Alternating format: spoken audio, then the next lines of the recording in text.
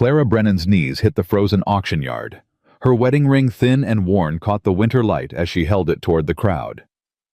3 days, she whispered, voice cracking. My children haven't eaten in 3 days. Will anyone buy this? Please. The auctioneer's hammer froze mid-swing. 200 faces stared. No one moved. Then boots crunched through snow, heavy, deliberate. Elijah Darrow, the biggest rancher in Pecos County, stopped 3 feet from where she knelt. His shadow fell across her like a judgment. If you want to know what happens next, subscribe to my channel and stay until the end. Comment your city below so I can see how far this story travels. The wind off the Davis Mountains cut through Clara's shawl like it wasn't there. February 1878, and the cold hadn't broken in 37 days. She'd counted every one. Elijah Darrow didn't offer his hand, didn't speak, just stood there 6'4" of weathered leather and silence, looking down at her like she was something the storm dragged in. She supposed she was. Mrs. Brennan? His voice came low, rough as gravel in a dry creek bed. Get up. I can't. Her fingers had gone white around the ring. Not until someone... Get up. He said it the same way. No louder. No softer. Like he had all the time in the world and she was wasting it. Clara's legs shook as she pushed herself to standing.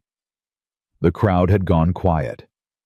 She could feel their eyes, the women from church, the shopkeepers, the ranchers' wives, who'd stopped inviting her to Quilting Bees 3 months ago. Let them look. How much? She held the ring higher. Her hand trembled. It's real gold. My husband, my late husband, he paid $12 for it in San Antonio. Elijah's jaw tightened. The scar along his right arm, the one that ran from wrist to elbow, disappeared under his coat sleeve as he crossed his arms. That ring ain't worth a hot meal in weather like this. You know that. Then what is... Her voice cracked open, and something raw spilled out. Tell me, Mr. Darrow, what do I have that's worth anything to anyone? The crowd shifted. Someone coughed. A woman whispered something to her neighbor, loud enough for Clara to catch the word shameful. Elijah heard it too. His head turned slow toward the sound. The whispering stopped. Caleb. He spoke to the auctioneer without looking at him. Her cattle. You got 'em marked for sale? Caleb Thornton fumbled with his ledger. Yes, sir. 4 head. Scheduled for unschedule 'em. But Mr. Kingsley said, I don't care what Kingsley said. Elijah's voice didn't rise. It didn't need to. Those cattle are unfit, underweight, winter-starved. You sell 'em now, you'll kill 'em, and whoever buys 'em loses money. Mark 'em unfit. Do it today. Caleb's pen scratched across paper. Yes, sir. Clara stared at Elijah. Her throat had closed around something she couldn't swallow. I didn't ask for charity. Good, 'cause I ain't offering any. He turned to face her fully.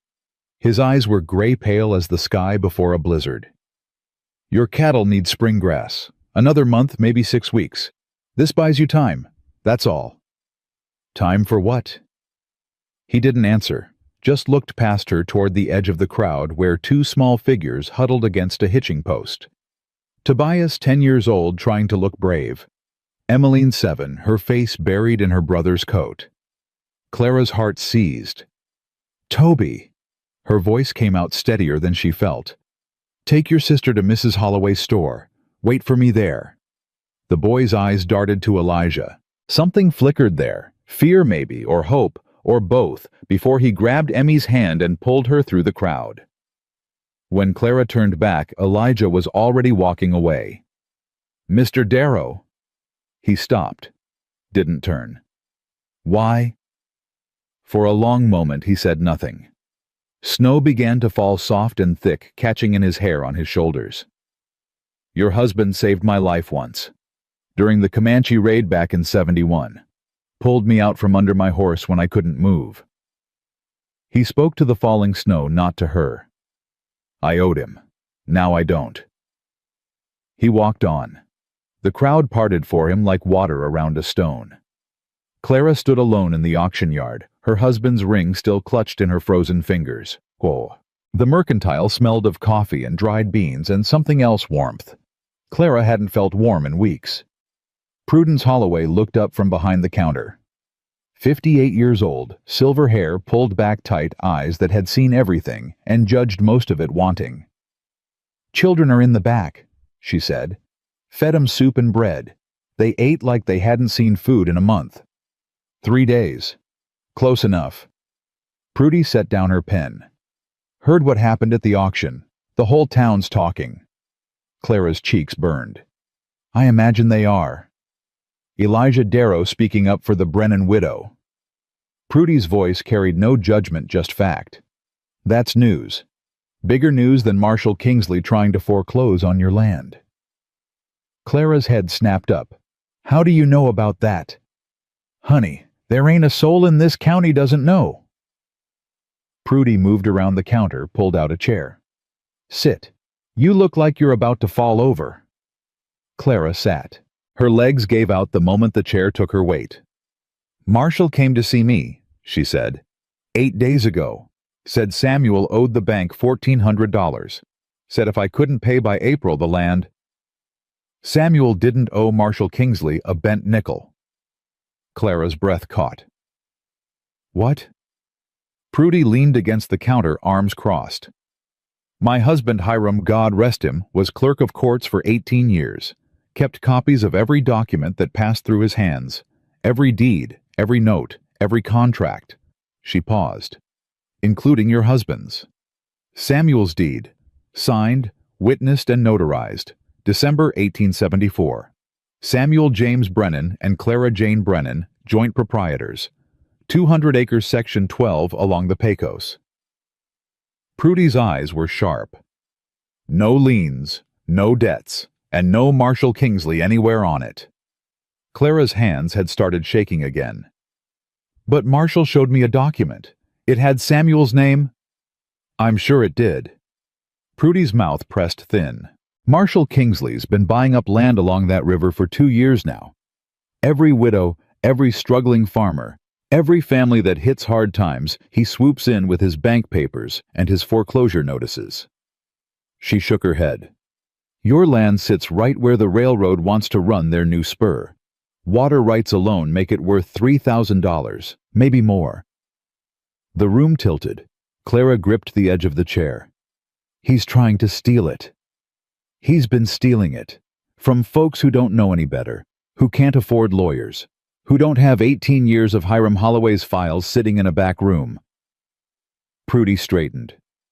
"You, Mrs. Brennan, are not one of those folks. Not anymore." Clara looked toward the back of the store where she could hear Toby's voice, low and serious, explaining something to Emmy. Probably telling her everything would be fine. Probably lying. "Why are you helping me?" Prudy was quiet for a moment. "Hiram asked me to. Before he died. Said Marshall Kingsley was a snake, and someday that snake would bite someone who deserved better." She met Clara's eyes. "I've been waiting 3 years to step on his head." The Brennan homestead sat 2 miles outside town, tucked into a bend of the Pecos, where cottonwoods grew thick along the banks. In summer, it was beautiful. In February, with snow piling against the door and the wind howling through gaps in the walls, it was barely shelter. Clara pushed through the door, Toby and Emmy trailing behind her. The fire had died while they were gone. The cabin was as cold inside as out. "Toby, get the kindling. Emmy, check on the chickens." Both children moved without question. They'd learned these past 8 months not to ask questions when Mama's voice got that edge to it. Clara stood at the table staring at the document Marshall Kingsley had left behind. The paper was heavy, official-looking, stamped with the bank's seal. At the bottom, 2 signatures, Samuel James Brennan, and beneath it, Marshall Wade Kingsley, co-proprietor. Her stomach turned. She knew Samuel's handwriting, had watched him practice it by lamplight, tongue between his teeth, determined to get the loops just right. The signature on this paper was close, almost right. But the tail of the S was wrong, too short, too careful. Samuel always swept it long like he was signing with a flourish, even when he was just marking a feed receipt. This wasn't Samuel's hand. The door banged open. Clara spun, hand flying to her chest. Marshal Kingsley filled the doorway. Snow dusted his shoulders, his black coat, the brim of his hat. In his right hand, he held a silver pen. He turned it slowly, catching the dim light. Mrs. Brennan. He stepped inside without waiting for permission. His boots left wet prints on the swept floor. I heard about your display at the auction. Clara moved to put the table between them. You're not welcome here. I'm trying to help you. His voice was smooth, reasonable, the voice of a man used to being believed. That scene today, begging in public, offering your wedding ring to strangers, it doesn't reflect well on you. People are talking about your stability, your ability to care for those children. Her blood went cold. Get out. Clara. He said her name like he had a right to it. I understand grief. I do. But Samuel would want you to be practical. He'd want you to take my offer and start fresh somewhere easier. Your offer is theft. Marshall's expression didn't change. My offer is $200 for 200 acres. That's generous considering the circumstances. The circumstances being that you forged my husband's name on a document that doesn't exist. Something flickered behind his eyes. Quick, dangerous, gone. That's a serious accusation, Mrs. Brennan. One you'd need proof to make. He took a step closer. The silver pen caught the light again. Do you have proof?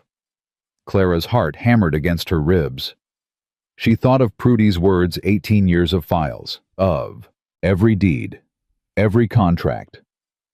I might. Marshall studied her face for a long moment. Then he smiled. It didn't reach his eyes. April 15th. That's your deadline. Judge Crawford rides circuit through here every spring. If you can't pay what your husband owed by then, Samuel didn't owe you anything. Then the land reverts to the bank, my bank. He moved toward the door, paused with his hand on the frame. And Clara. Those children of yours. Tobias is strong for his age, good worker. There are families who'd take him in, give him opportunities you can't provide. And Emmeline. Don't. The word came out raw, ragged. Don't you dare speak their names. Marshall's smile widened. Think about it. That's all I ask. He tipped his hat. Ma'am. The door closed behind him. His footsteps faded into the wind. Clara stood frozen, her whole body shaking. Not from cold. Mama? She turned. Toby stood in the doorway to the back room, kindling clutched to his chest. His face was pale. I heard. His voice cracked. He wants to take us away. Clara crossed to him, pulled him close. The kindling scattered across the floor. She didn't care. He won't. But he said, I don't care what he said. She held him tighter. Felt his ribs through his shirt, too sharp, too thin. 8 months of not enough. 8 months of barely surviving. No one is taking you anywhere. You understand me. No one.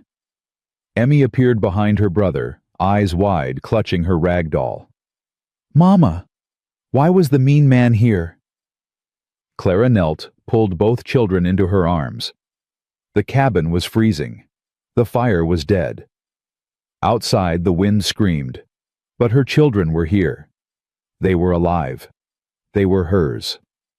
He came to tell lies, she said. And we don't listen to lies. Do we? Emmy shook her head. Toby's jaw tightened. He looked so much like Samuel in that moment that Clara's heart cracked open. What are we going to do, Mama?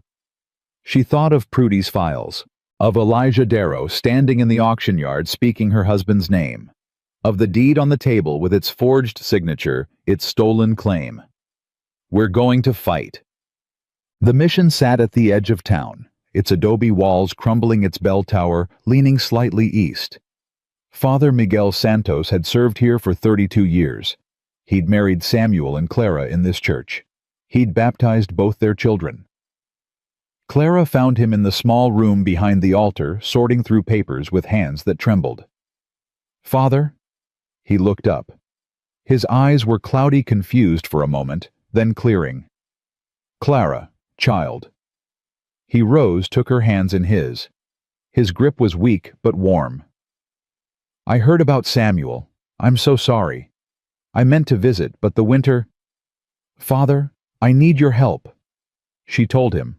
All of it. Marshall's visit. The forged deed. The children's future hanging by a thread. Father Miguel listened, his face growing grave. "The wedding," he said slowly. "December 1874. Yes, I remember. Samuel was so nervous he dropped the ring twice." A ghost of a smile crossed his weathered face. "And the deed signing. The next day, I think. Samuel wanted it done quickly. He was so proud of that land." "Do you have records? The church register, anything that would prove—" "I keep records of every ceremony, every signature." He moved to a trunk in the corner, began rifting through papers. "But Clara, my memory, it isn't what it was. I can't always find things like I used to." "Please, Father, try." He searched. Minutes passed. Clara's hope began to dim. Then Father Miguel made a small sound, pulled out a leather-bound book. The Parish Register, 1874. He opened it, turned pages with shaking fingers. December 15th. Samuel Brennan and Clara Jane Whitmore, married in the sight of God. He looked up, eyes bright. And here the witness signatures. 2 names. Samuel's and— He stopped. "And what father?" The old priest's face had gone pale. "Marshall Kingsley." He turned the book toward her. "Marshall Kingsley witnessed your wedding, Clara. His signature is right here." Clara stared at the page, at Marshall's name, clear and damning, written in his own hand. "He knew us," she whispered. "He knew Samuel. He witnessed our marriage." "He did. Then he knows exactly what he's doing. He knows the real deed exists. He knows he forged Samuel's signature." Her voice hardened. "And he's betting I can't prove it." Father Miguel closed the book carefully. "This proves he knew you. It proves he was present at your marriage. But Clara?" He hesitated. "It doesn't prove the deed is false. You'll need the original document, the one Samuel actually signed."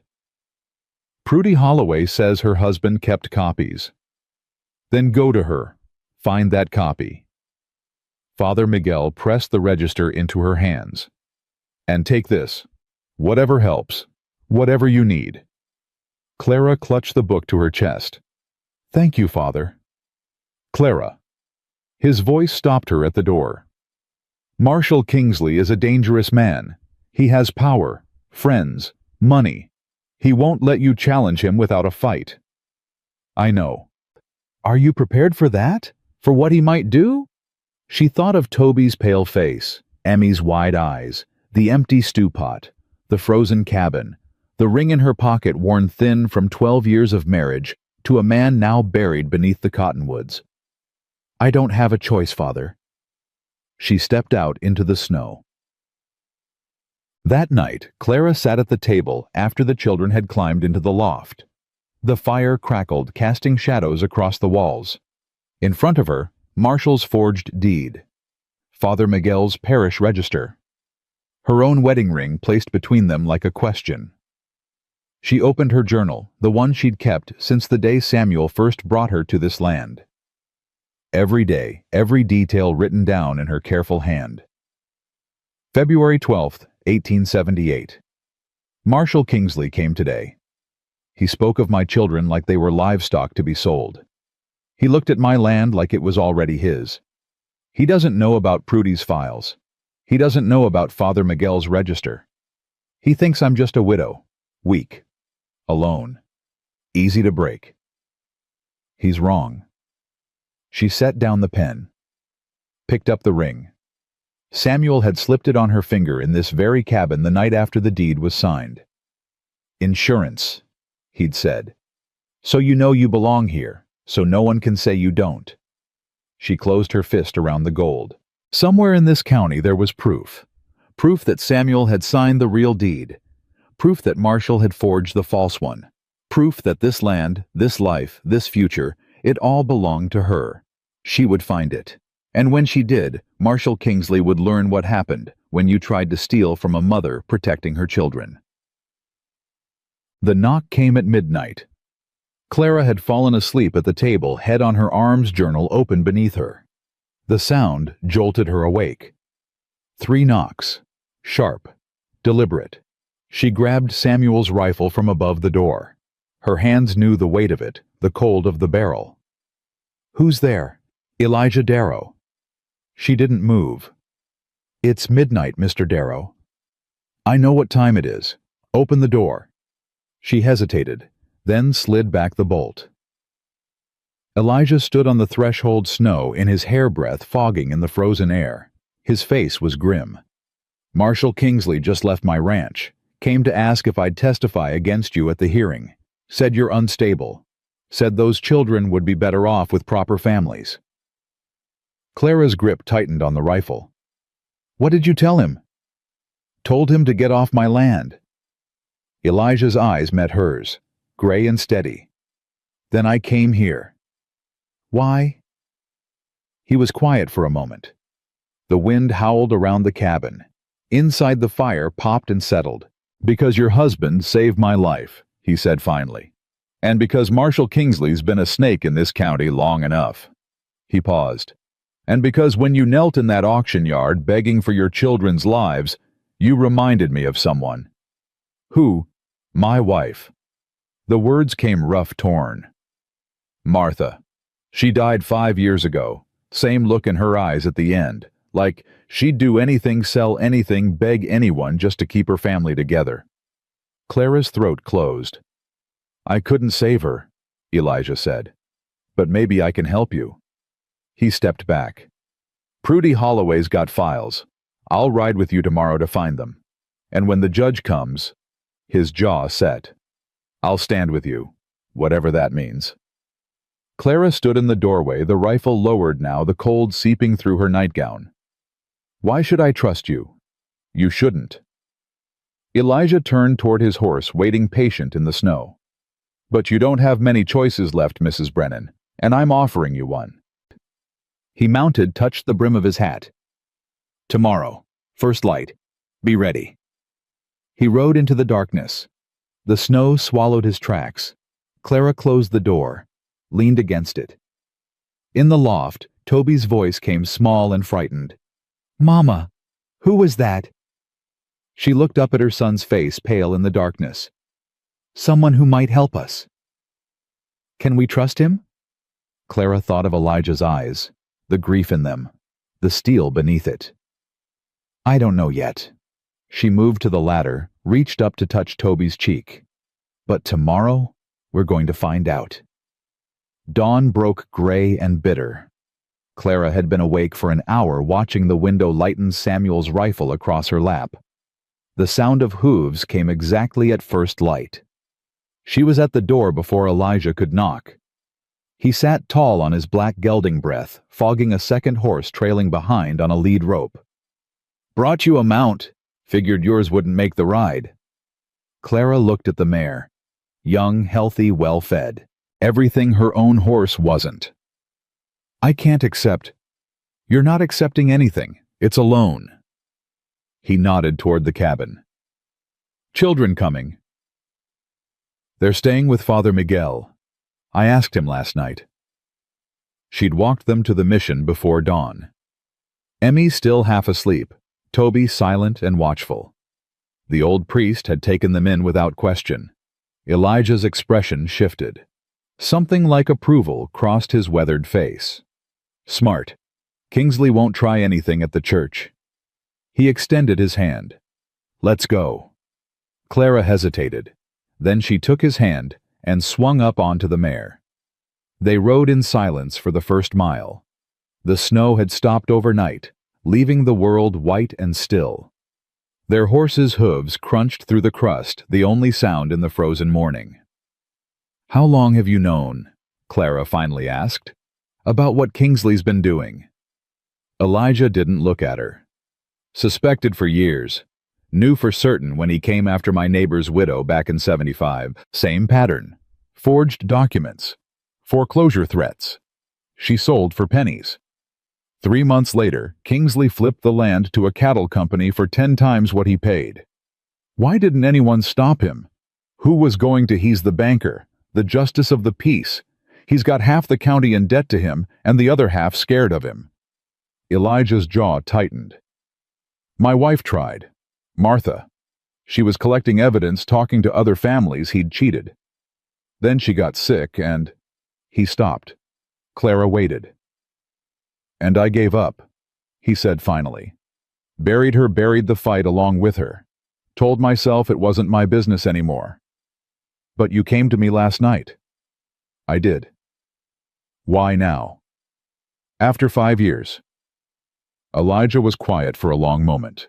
When he spoke, his voice was rough.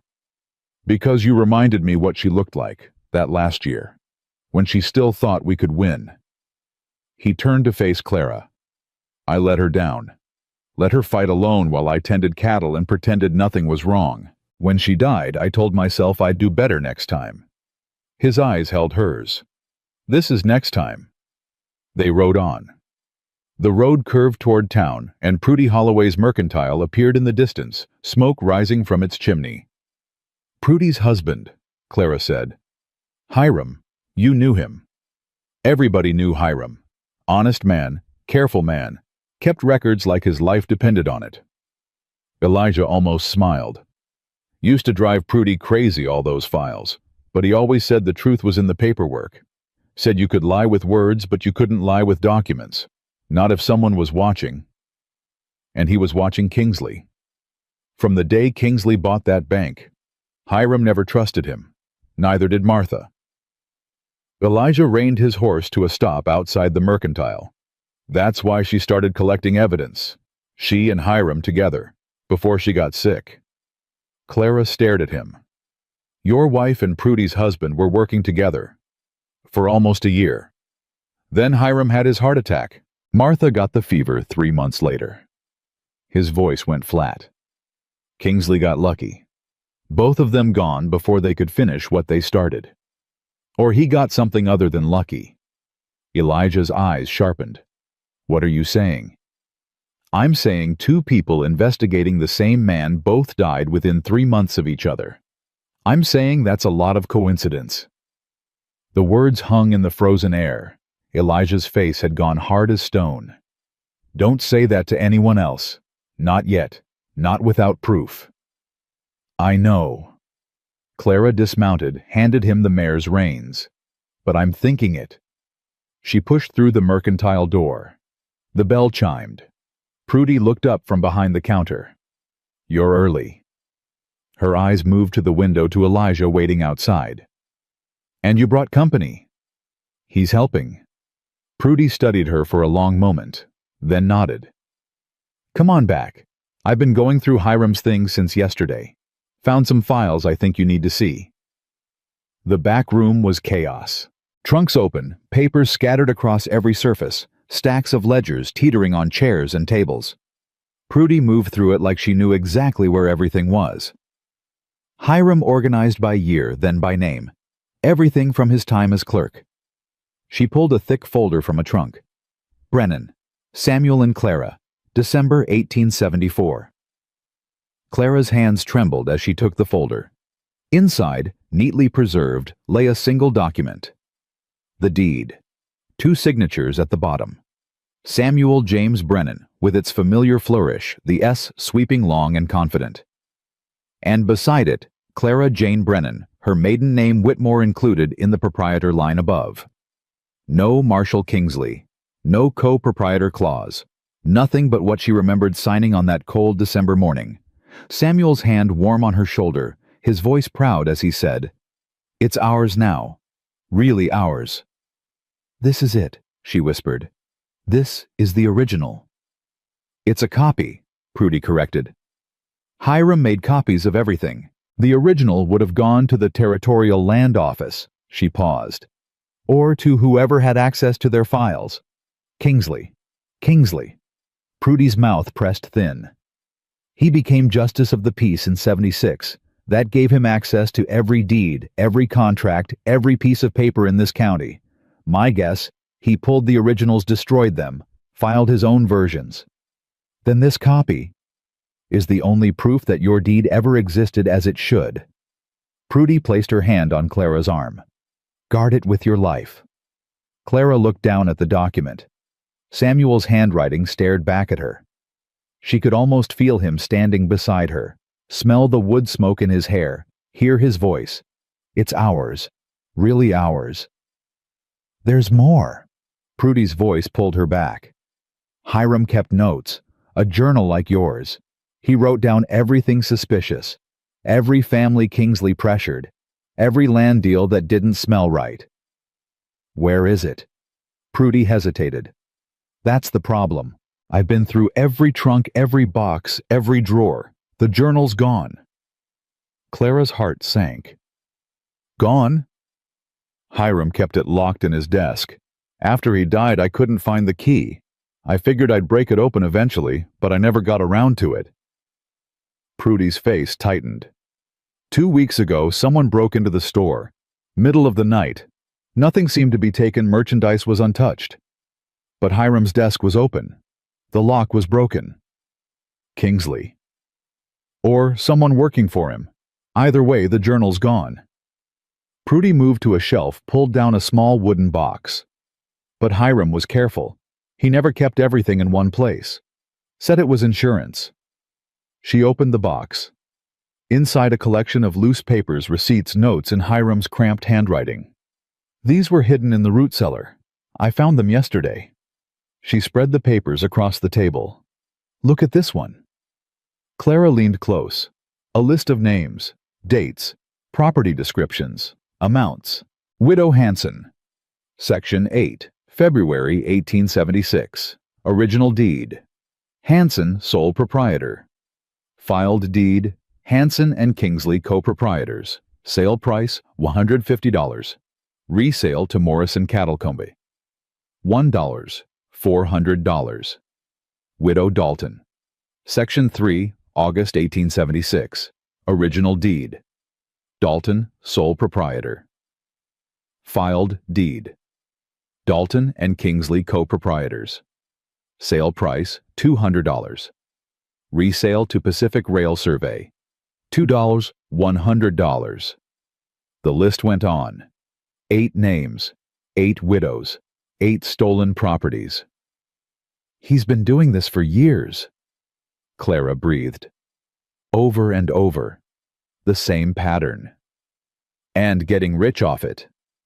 Prudy tapped the bottom of the list. Look at the total.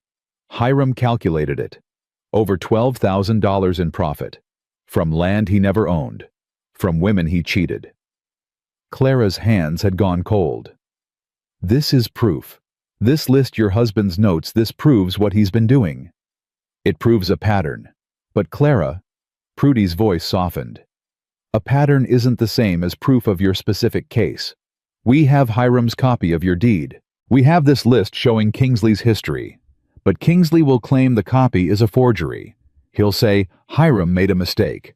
He'll produce his own version and swear it's the original. Then it's my word against his. Unless we find someone who can testify, someone who saw your deed signed, someone whose word a judge would believe. Clara thought of Father Miguel, his clouded eyes, his trembling hands. Father Miguel witnessed the wedding. He might have witnessed the deed signing too, but his memory isn't what it was. I know. Prudy began gathering the papers back into the box. There's one other person. Someone who was definitely there when deeds got signed, who worked in the land office back in '74. Who? Prudy met her eyes. Edgar Coombs, the clerk. He retired 2 years ago. Lives up near the Davis Mountains now in that cabin by Miller's Creek. I know Edgar. Samuel used to buy horses from his brother. Then you know he's honest, careful, and he hates Marshall Kingsley with every bone in his body. Clara frowned. Why? Because Kingsley fired him 2 years ago, right after Hiram died. Prudy's voice hardened. Edgar started asking questions, started noticing that filed deeds didn't match the copies in his records. Kingsley told him to stop looking. Edgar refused. 3 weeks later he was out of a job. No explanation, no appeal. Clara's pulse quickened. If Edgar has copies of the original deeds, he might. He was as careful as Hiram, maybe more. Prudy handed her the wooden box. Take this, and go find Edgar Coombs. If anyone can help you prove what Kingsley did, it's him. Clara tucked the box under her arm. Prudy, thank you. The older woman's face softened. Just for a moment. Don't thank me yet. We haven't won anything. All we've done is find a few pieces of a puzzle that's been scattered for years. She walked Clara to the back door. Be careful. Kingsley has ears everywhere. If he finds out what you're doing. I know. Do you? Prudy's eyes were fierce. This man has stolen from widows, destroyed families, maybe worse. He's not going to let you take it all away without a fight. Clara thought of her children. Toby's pale face, Emmy's frightened eyes. Neither am I. She pushed through the door into the cold. Elijah was waiting both horses, stamping in the snow. Well, Clara held up the box. We have the deed, the real one, and a list of every other widow he's cheated. She mounted the mare. Now we need to find Edgar Coombs. Elijah's eyebrows rose. The old land clerk. He's half a day's ride from here, into the mountains. Then we'd better start riding. They turned their horses toward the Davis Mountains. The sun climbed higher, pale and cold. Behind them, Clara felt the weight of Kingsley's shadow pressing closer with every passing hour. She didn't look back. The trail into the mountains wound through pine and scrub oak snow, lying thick where the sun couldn't reach. They'd been riding for 4 hours when Elijah finally spoke. Tell me about your husband. Clara startled. They'd barely exchanged 10 words since leaving town. What do you want to know? Everything. His voice was matter of fact. If I'm going to stand beside you in court, I need to understand what we're fighting for. She rode in silence for a long moment. The trail narrowed, forcing them single file. Samuel was a dreamer, she said finally. Everyone told him that land was worthless, too far from town, too close to Comanche territory, too hard to work. She almost smiled. He didn't listen. Said he could see what it would become. Said the railroad would come eventually, and when it did, that land would be worth more than gold. He was right. He was right about a lot of things. Her throat tightened. And wrong about others. He trusted people, believed the best in them even when they didn't deserve it, even when... She stopped. Even when Marshall Kingsley offered to buy the land, 2 years ago, before Samuel died. Clara's hands tightened on the reins. Kingsley came out to the homestead, made a big show of it, said he wanted to help, wanted to take the burden off Samuel's shoulders, offered him $1,000. $1,000 for land worth 3 times that. Samuel knew, turned him down flat, said that land was for his children, said it meant something beyond money. Her voice hardened. Kingsley didn't take it well, smiled and shook Samuel's hand, but there was something in his eyes, something cold. And then Samuel had his accident, 6 months later. Cattle stampede, his horse went down. By the time we found him, she couldn't finish. Elijah was quiet for a long moment. When he spoke, his voice was careful. You don't think it was an accident? I don't know what I think. Clara's voice broke. Some days, I believe it was just bad luck. Wrong place, wrong time. Other days... She swallowed. Other days, I remember the way Kingsley looked at him, the way he looked at me at the funeral, like he was already planning how to take everything Samuel left behind. Did you tell anyone, the sheriff? What was I going to say? My husband died in a cattle stampede, and I have a feeling about the banker. She shook her head. No one would have believed me. I barely believe myself. They rode on. The trees grew thicker, blocking out the pale sun. The air turned colder. "My wife believed," Elijah said suddenly. "She thought Kingsley was capable of anything. Said a man who would steal from widows wouldn't stop at murder." He paused. "I told her she was being dramatic. Told her to focus on what we could prove. And now I wonder if she was right. About everything." His jaw tightened. "And I wonder if letting her fight alone is what killed her." Clara had no answer for that. They rode in silence until the cabin appeared through the trees. It was small, rough-hewn smoke rising from a crooked chimney. A man stood in the doorway watching them approach. Tall, thin, white-bearded, with eyes that missed nothing. Edgar Coombs. "Elijah Darrow." His voice was like gravel. "Didn't expect to see you up here." "Edgar." Elijah dismounted. "This is Clara Brennan, Samuel's widow." Edgar's eyes sharpened. "I know who she is. Knew Samuel too. Good man. Honest man." He looked at Clara. "I was sorry to hear what happened to him." "Thank you." "I was even sorrier to hear what Kingsley's trying to do to you." He stepped back from the doorway.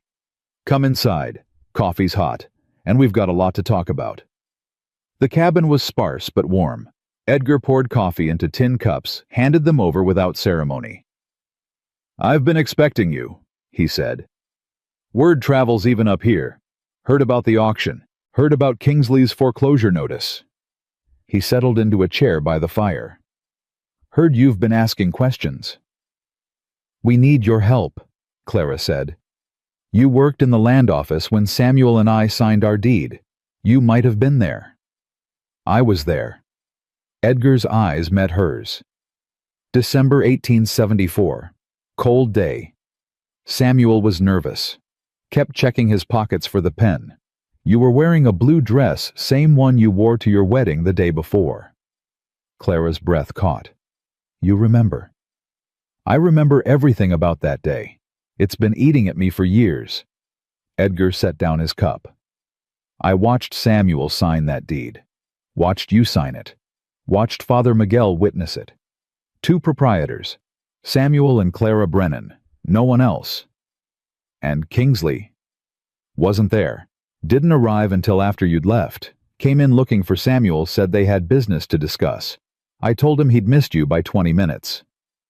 Edgar's face darkened. He was angry. Tried to hide it, but I saw. That's when I started watching him. And you noticed things. Noticed plenty. Deeds that got filed different than how they were signed. Names added. Names removed. Always the same pattern. Always widows. Always land that was worth more than it seemed. He leaned forward. I started keeping records. Copies of every deed that came through my hands. Notes on every discrepancy. Built a file an inch thick. Where is it? Edgar's face fell. Gone. Same as Hiram Holloway's journal. Kingsley had me fired, and the next day someone broke into this cabin while I was in town. Took everything.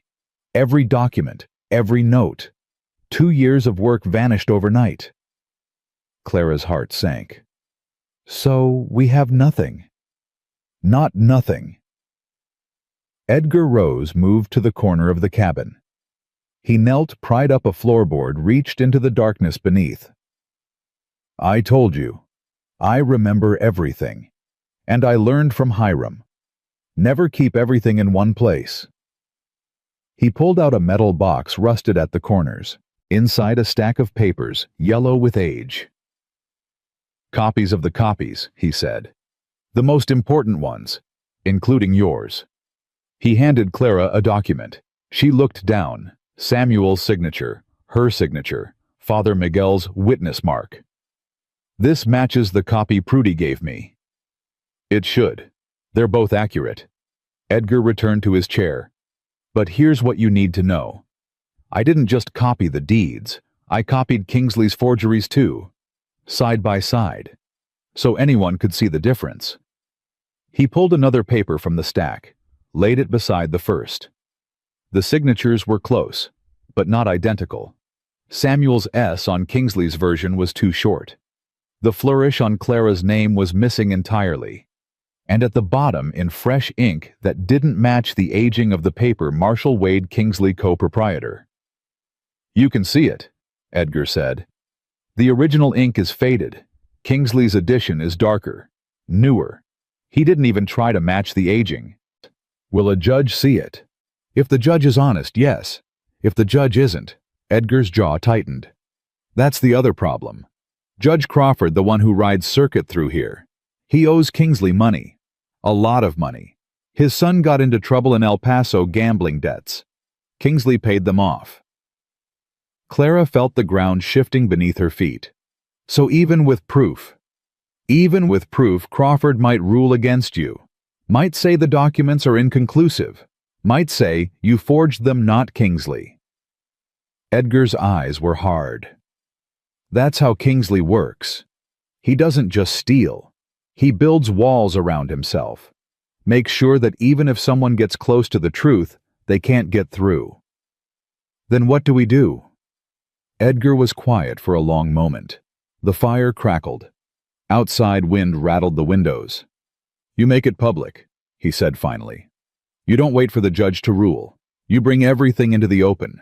Every widow he cheated. Every document he forged. Every lie he told. You put it all in front of the whole county and you let them see what he is.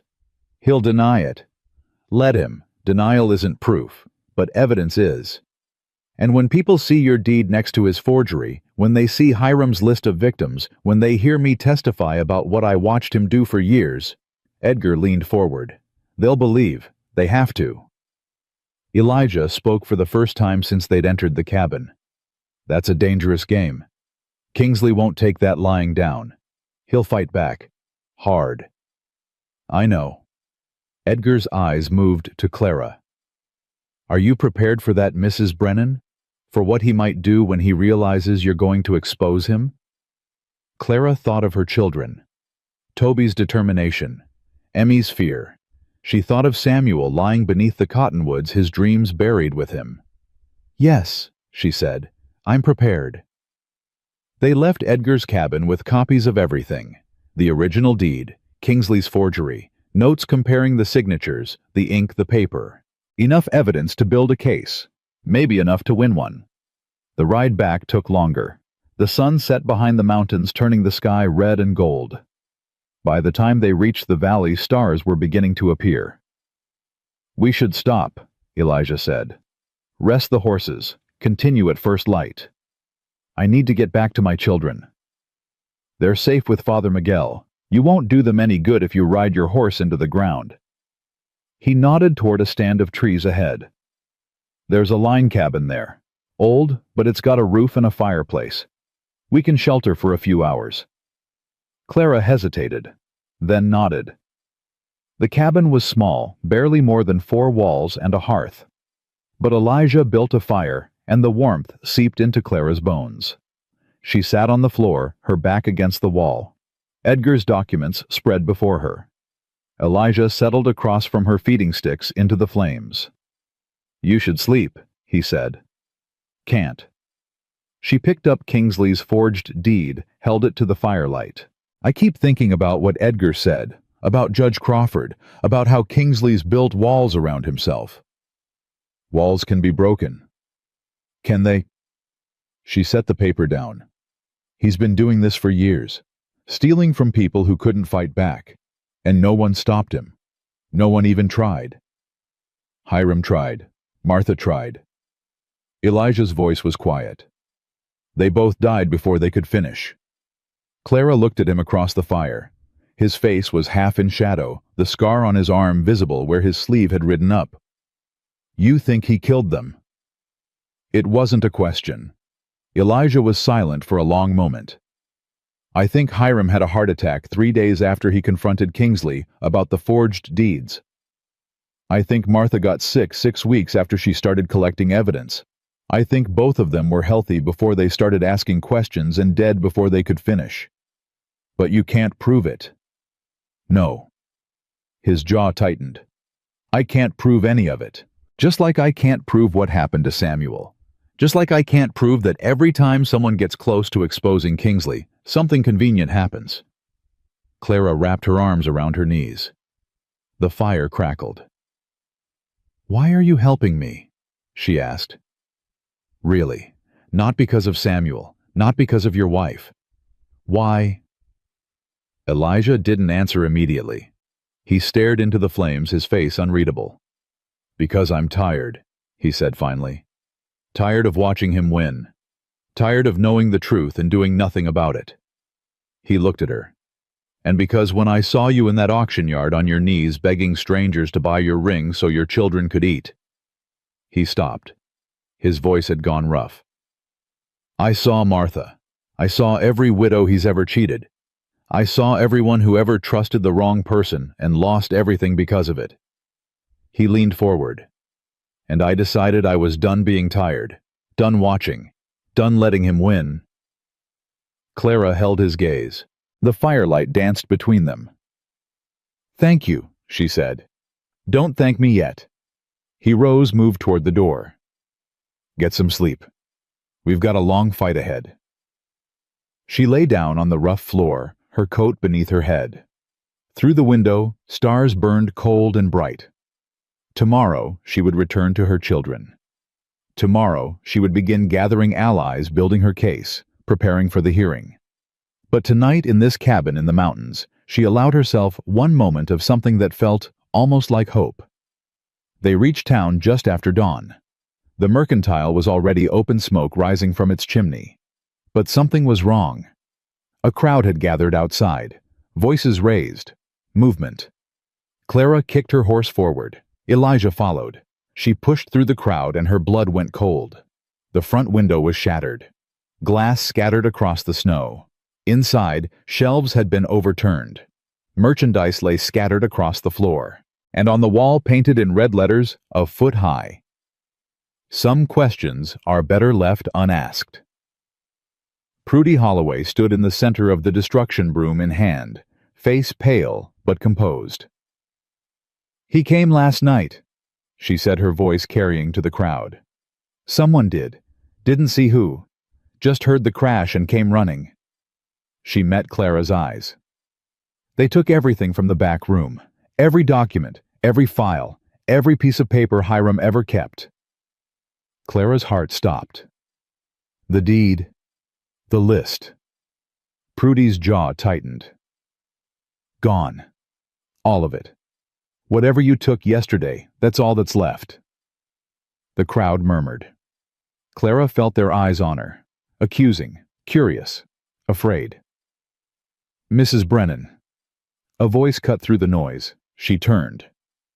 Marshal Kingsley stood at the edge of the crowd, flanked by Deputy Colt Jessup.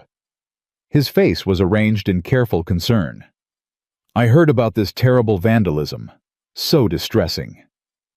He moved closer, his silver pen catching the morning light. "I hope you're not involved in whatever mischief prompted this." Clara's hands curled into fists. "You know exactly who's responsible." "I'm sure I don't know what you mean." His smile didn't waver. "But I should mention Judge Crawford arrived last night, early for the circuit. He's expressed interest in moving up your hearing. Says he wants to resolve these property disputes quickly." He paused. "Less uncertainty for everyone involved." Clara's blood pounded in her ears. "When?" "3 days from now. Sunday. After church." Kingsley tipped his hat. "I'd suggest you spend that time getting your affairs in order, Mrs. Brennan. These things rarely go well for people who make unfounded accusations." He turned and walked away. The crowd parted for him. Clara stood in the snow, surrounded by broken glass and spilled flour, feeling the walls closing in. 3 days. She had 3 days to save everything that mattered. And somewhere in this town, her children were waiting, trusting her to protect them. She clutched Edgar's documents against her chest. It wasn't over. Not yet. Clara ran. Through the crowd past the shattered glass toward the mission at the edge of town. Her boots slipped on the icy street. She didn't slow down. Father Miguel met her at the door, his face grave. "They're safe," he said before she could speak. Both of them. Asleep in the back room. Clara's knees nearly buckled. She braced herself against the doorframe, gasping. Someone came here last night, Father Miguel continued. Knocked on the door around midnight, asked if I was sheltering the Brennan children. Who? I didn't recognize the voice. When I opened the door, no one was there. The old priest's hands trembled as he touched her arm. Clara, what's happening? She told him. The break-in at Prudy's. The stolen documents. Kingsley's visit. The hearing moved up to Sunday. Father Miguel crossed himself. 3 days. That's not enough time. It has to be. Clara moved past him toward the back room. She needed to see her children. Needed to touch them, hold them, know they were real and safe and here. Toby was awake when she pushed through the door. He sat up on the narrow cot, eyes alert, body tense. Mama, what's wrong? Nothing. The lie came automatically. Everything's fine. You're crying. Was she? Clara touched her face. Her fingers came away wet. She crossed to the cot, pulled Toby into her arms. He was stiff at first, then softened, his thin arms wrapping around her. Something happened, he said against her shoulder. I can tell. Yes. She couldn't lie to him, not anymore. Something happened, but we're going to be okay. How do you know? Clara pulled back, looked into her son's face. Samuel's eyes stared back at her. Samuel's jaw. Samuel's stubborn determination. Because I won't let anything hurt you. Either of you. She glanced at Emmy, still sleeping on the other cot, her rag doll clutched to her chest. No matter what happens, I will keep you safe. Uncle Marshall. He's not your uncle. He's nothing to us. Clara's voice hardened. And he's not going to win. Toby studied her face. You found something. In the mountains. I can tell. Smart boy. Too smart for his own good. I found proof, she said quietly, that your father signed our deed the right way. That Kingsley changed it. That he's been lying. Will the judge believe you? The question cut deep. Clara thought of what Edgar had said about Judge Crawford, about the gambling debts, about the walls Kingsley had built. I don't know, she admitted, but I'm going to try. Toby's jaw tightened. That look again. The one that made him seem 20 years older than 10. I want to help. You are helping. By staying safe. By watching your sister. Clara touched his cheek. That's the most important thing you can do. But, Toby? Her voice firmed. I need to know you're here. I need to know you're protected. If I'm worrying about you, I can't focus on fighting Kingsley. Do you understand? He didn't like it. She could see the struggle in his face, but finally he nodded. Yes, ma'am.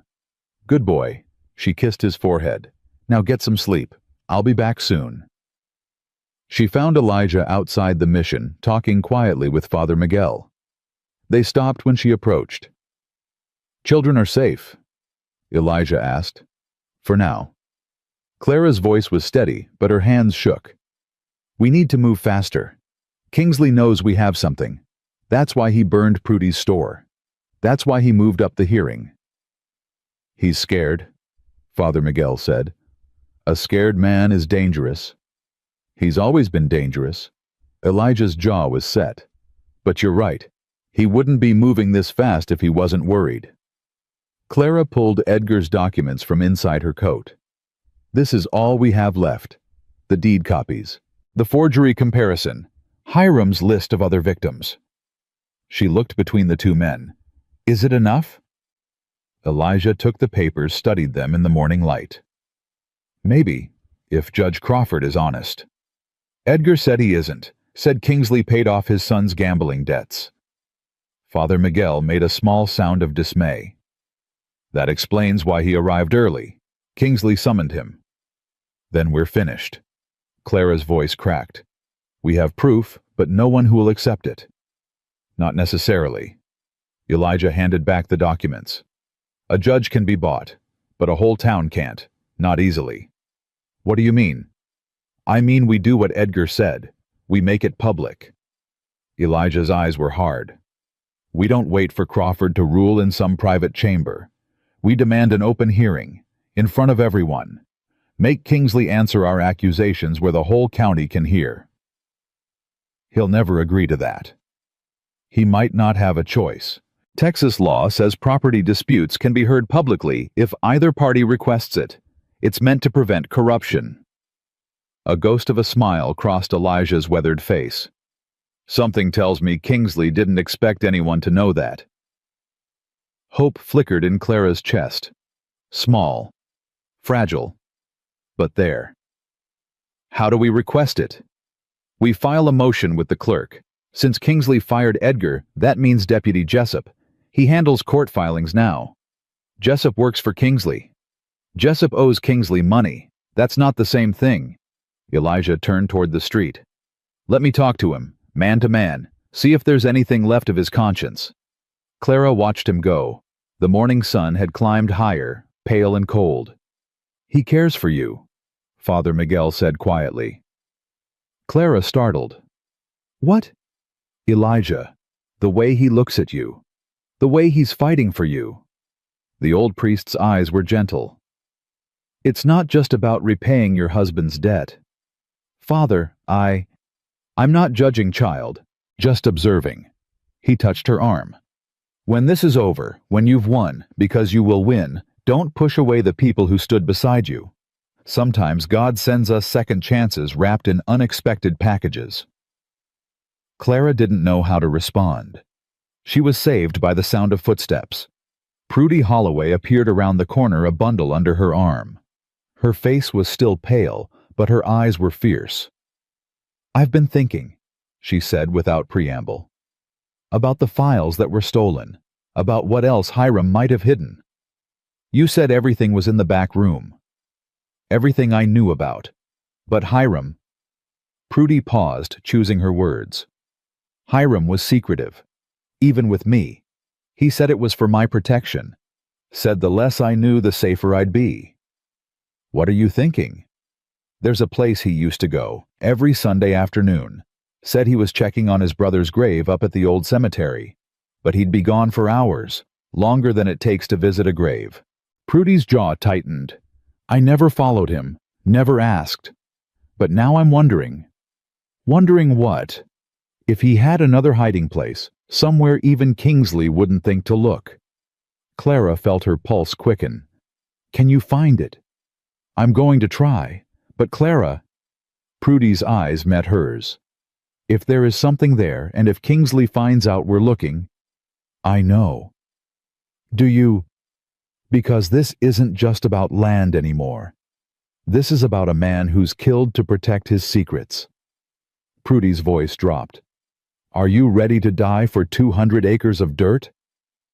Clara thought of Toby's face. Emmy's small hand clutching her doll. Samuel's grave beneath the cottonwoods. "I'm ready to die for my children's future, for my husband's memory, for the truth." She met Prudy's gaze. "Are you—" Prudy was silent for a long moment. Then she nodded. "I am. Hiram would have wanted me to finish what he started."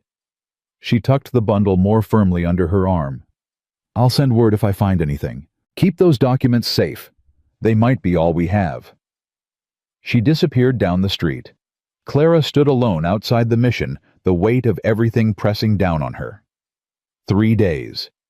3 days to find more evidence, secure a public hearing, and somehow convince a corrupted judge and a frightened town to believe a widow over the richest man in the county. "Mama." She turned. Emmy stood in the doorway, sleep-tousled, her rag doll dangling from one hand. "Hey, baby." Clara knelt, opened her arms. Emmy ran to her, buried her face in Clara's neck.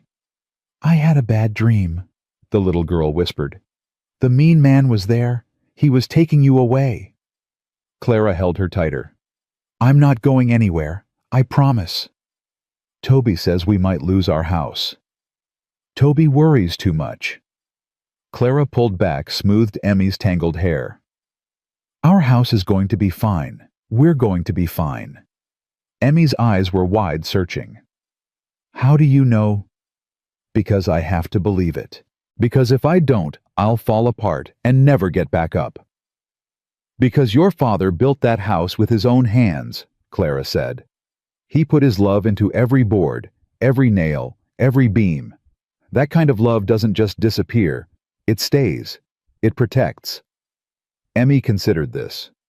Like magic. Like magic. The little girl nodded solemnly. Then, in a voice so quiet, Clara almost missed it. I heard something, Mama.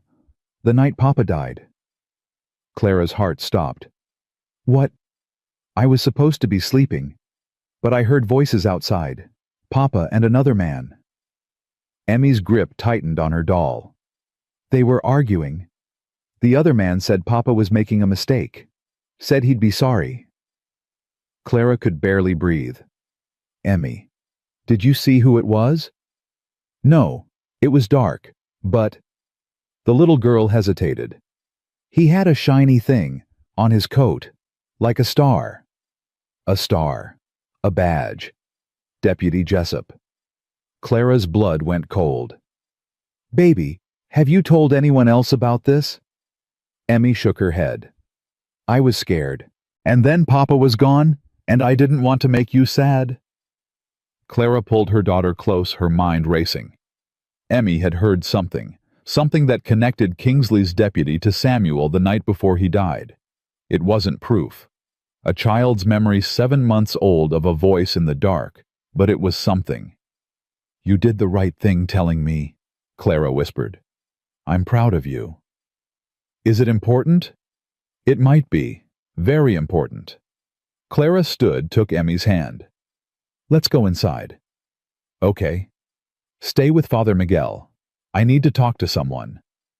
She found Elijah at the deputy's office. He emerged as she approached, his face grim. Jessup refused. Said he couldn't file a motion for public hearing without Kingsley's approval. Elijah spat into the dirt.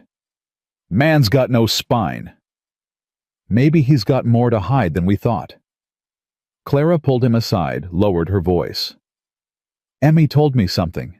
About the night Samuel died. She told him. The voices. The argument. The shiny thing like a star. Elijah's face went hard as stone. Jessup was at your homestead that night. If Emmy's memory is right. A 7-year-old's memory from 7 months ago. Elijah shook his head. It's not enough. Not for a court. I know, but it means something. It means there's more to Samuel's death than a cattle stampede. Clara's voice shook. It means Kingsley might have... Don't say it. Elijah's hand closed on her arm. Not out loud. Not until we have proof. How do we get proof? Everyone who knew anything is dead. Hiram, Martha, Samuel. Clara felt tears burning. We keep finding pieces, but they don't add up to anything a judge will accept. Then we find more pieces. Elijah's grip gentled. Prudy's looking for Hiram's secret hiding place. Edgar's willing to testify about what he saw at the land office. Father Miguel witnessed your wedding and your deed. And now Emmy is 7 years old. Kingsley will tear her apart if she testifies. She won't have to testify, not directly. But if her memory leads us to something else... Elijah paused. What if Jessup knows more than he's saying? What if he's not just scared of Kingsley but guilty too?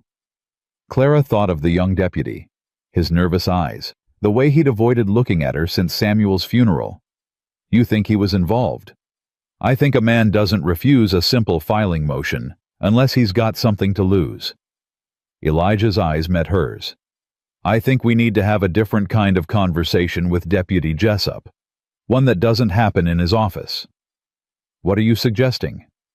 I'm suggesting we find out what he knows, what he's hiding, and we give him a choice, help us, or go down with Kingsley when this all comes out. Clara hesitated. It felt like a line she shouldn't cross. But then she thought of Emmy's whispered confession, of Samuel lying dead in the grass, of everything Kingsley had taken was still trying to take. How do we find him alone? He drinks at the saloon most nights, gets sloppy when he's had too much. Elijah's mouth twisted. Tonight. After dark. I'll keep him talking while you slip in. He won't expect you. And if he won't talk, then we make sure he knows exactly what we'll tell Judge Crawford if he doesn't. Elijah's voice was flat. Sometimes the only way to fight a snake is to become one yourself, just for a moment. Clara thought of what she'd told Toby, about not becoming what you fight against, about doing things the right way. But the right way wasn't working. Kingsley had burned Prudy's store, stolen their evidence, moved up the hearing, threatened her children. Maybe the right way was whatever kept her family alive. Tonight, she said, after dark. The saloon stank of whiskey and tobacco. Clara stood in the shadows outside, watching through the window as Elijah settled onto a stool beside Deputy Jessup. The deputy was already 3 drinks in. His face was flushed, his movements loose. Elijah ordered a bottle poured for both of them. Clara waited. The night was cold stars bright overhead. From here she could see the road that led to her homestead. 2 miles of darkness. 2 miles of everything she was fighting for. Inside, Elijah leaned close to Jessup. Said something.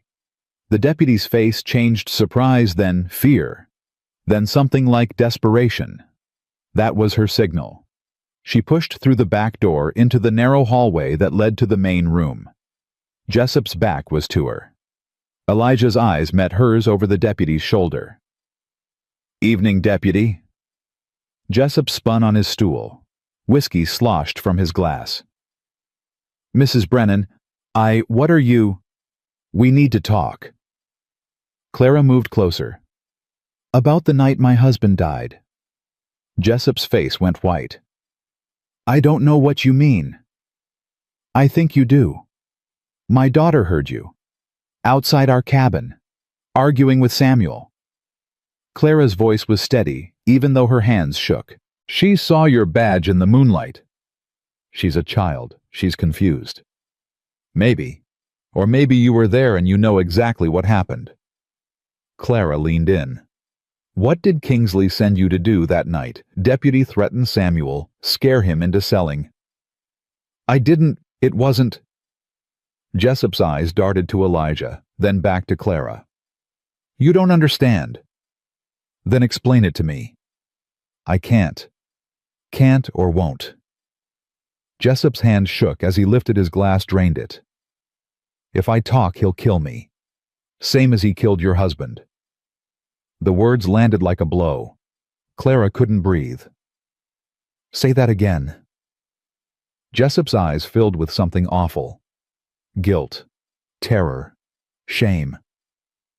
"I didn't know," he whispered. "I swear to God, I didn't know what he was planning. He sent me to deliver a message, that's all. Tell Samuel one last time to sell or face consequences. I did it. Samuel refused. I left." His voice cracked. "The next morning he was dead. Kingsley killed him. Kingsley paid someone. I don't know who. A drifter, maybe. Someone passing through." Jessup's face crumpled. "I've been carrying it for 7 months. I can't sleep. I can't eat. Every time I see your children." "You've known this whole time." Clara's voice was hollow. "You've known and you've done nothing. What could I do? He owns this town. He owns the judge. He owns me." Tears streamed down Jessup's face. "I owe him money. My father's medical bills. He paid them, and now I'm trapped. If I talk, he'll destroy everything. My family, my career, my life." Elijah spoke for the first time. "And if you don't talk, he destroys Mrs. Brennan, her children, everything her husband built." Jessup wiped his face. "I know. So choose." Elijah's voice was iron. "Help us bring him down, or go down with him. Because I promise you, one way or another, Marshal Kingsley is going to answer for what he's done. The only question is whether you're standing with us or against us when it happens." The saloon had gone quiet. A few men at other tables were watching, listening. Let them, Clara thought. Let the whole town hear. Jessup looked between them. His throat worked. What do you want me to do? File the motion for public hearing, tomorrow morning. Clara's voice was firm. And when the time comes, tell the truth. All of it. What Kingsley asked you to do, what you saw, what you know. He'll kill me. He might. Or you might finally be free of him. Clara leaned closer. You've been living in his shadow for years, Deputy. Don't you want to know what it feels like to stand in the light? Jessup stared at her. The fight went out of him. Tomorrow, he said. I'll file the motion tomorrow. Clara straightened. Her whole body was trembling. Thank you. She turned and walked out of the saloon into the cold night air. Behind her she heard Elijah's voice, low and steady, continuing to talk to Jessup. Making sure he didn't change his mind, she walked until she reached the edge of town. Then she stopped, leaned against a fence post, and let the tears come. Samuel. Her Samuel. Murdered. She'd suspected. Deep down, she'd known. But hearing it spoken aloud, a hand touched her shoulder. She spun. Elijah stood there, his face soft in the starlight. I'm sorry, he said. About your husband. About all of it. Clara couldn't speak. The grief was too big, too raw. He was a good man. Samuel. I didn't know him well, but I knew that much. Elijah's voice was gentle. He loved you. He loved those children. And he died trying to protect what was yours. It doesn't feel like protection. Clara's voice broke. It feels like absence. Like a hole that never fills. I know. Elijah's hand stayed on her shoulder. Warm. Steady. Grief is like that.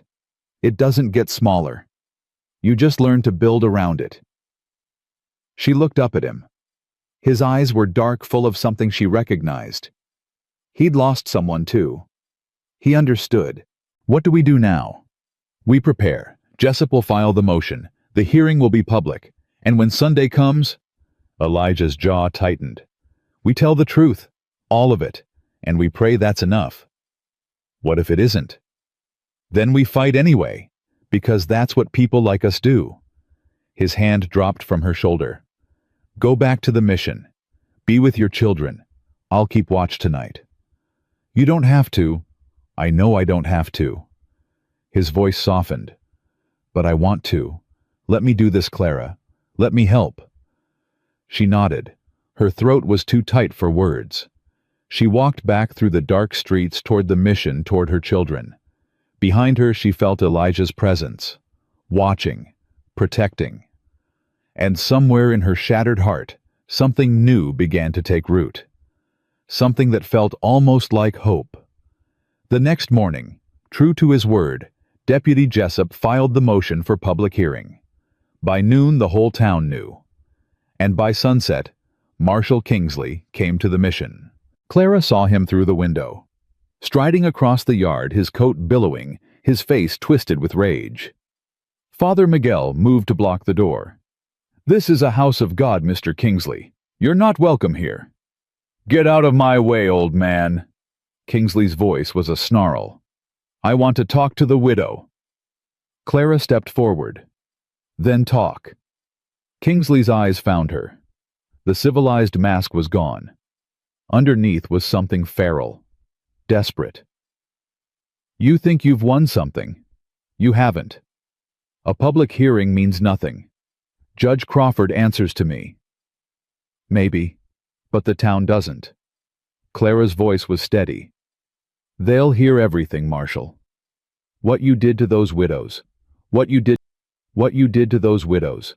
What you did to my husband. What you've been doing for years. They won't believe you. You're a grieving woman. Hysterical. Unstable. Then why are you here? Why do you look scared? Kingsley's hand shot out, grabbed her arm. Father Miguel shouted. Clara didn't flinch. Because you should be scared, Kingsley hissed. Because if you walk into that hearing on Sunday, you won't walk out. Not with your children, not with your land, not with anything. Clara wrenched her arm free. Is that a threat? It's a promise. Kingsley stepped back. His composure was returning, but his eyes were still wild. I've worked too hard, built too much. I won't let a nobody widow tear it down. You're wrong about one thing. Clara's voice was quiet, dangerous. I'm not a nobody. I'm Samuel Brennan's wife, mother of his children, owner of his land. She met his eyes. And I'm going to destroy you. Kingsley stared at her.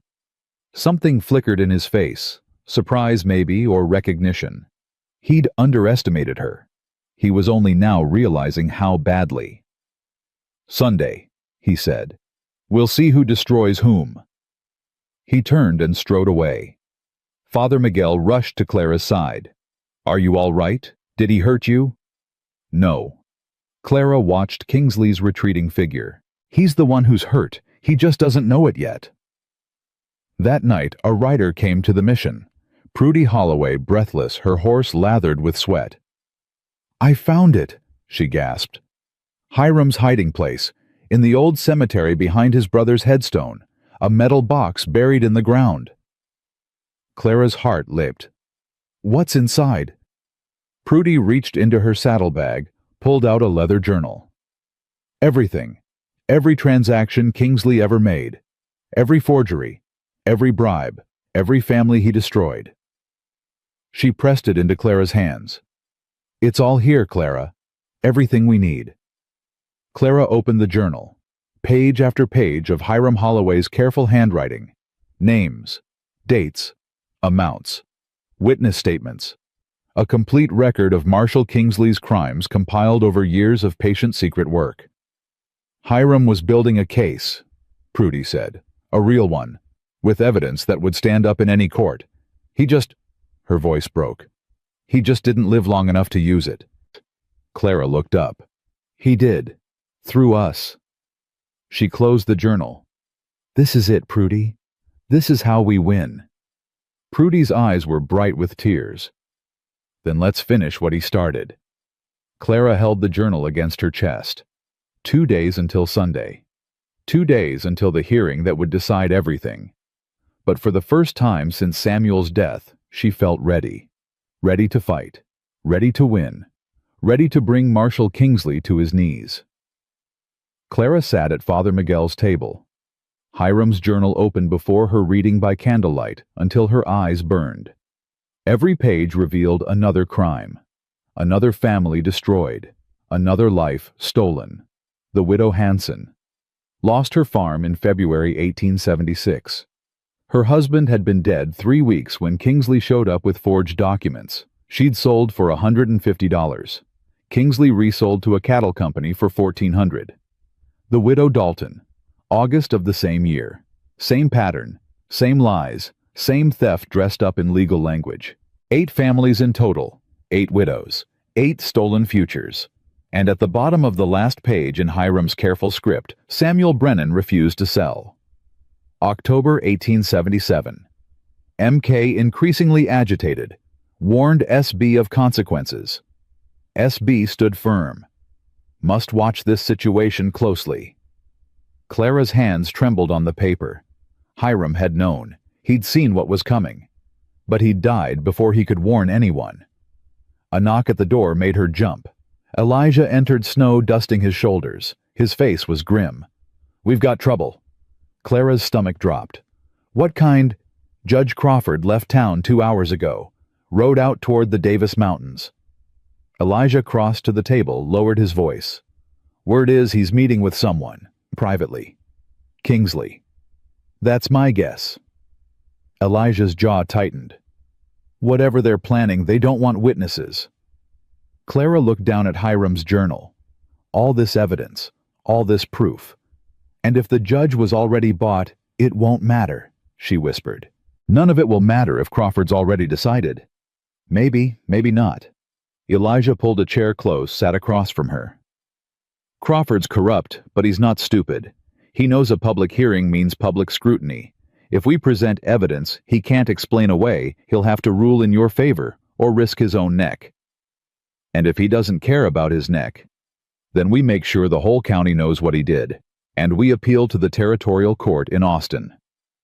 Elijah's eyes held hers. "This isn't over, Clara. Not by a long shot." She wanted to believe him. God, she wanted to believe. "My children are asleep in the next room," she said quietly. "Tomorrow they'll watch their mother stand in front of the whole town and accuse the most powerful man in the county of murder, of theft, of everything." Her voice cracked. "What if I fail them?"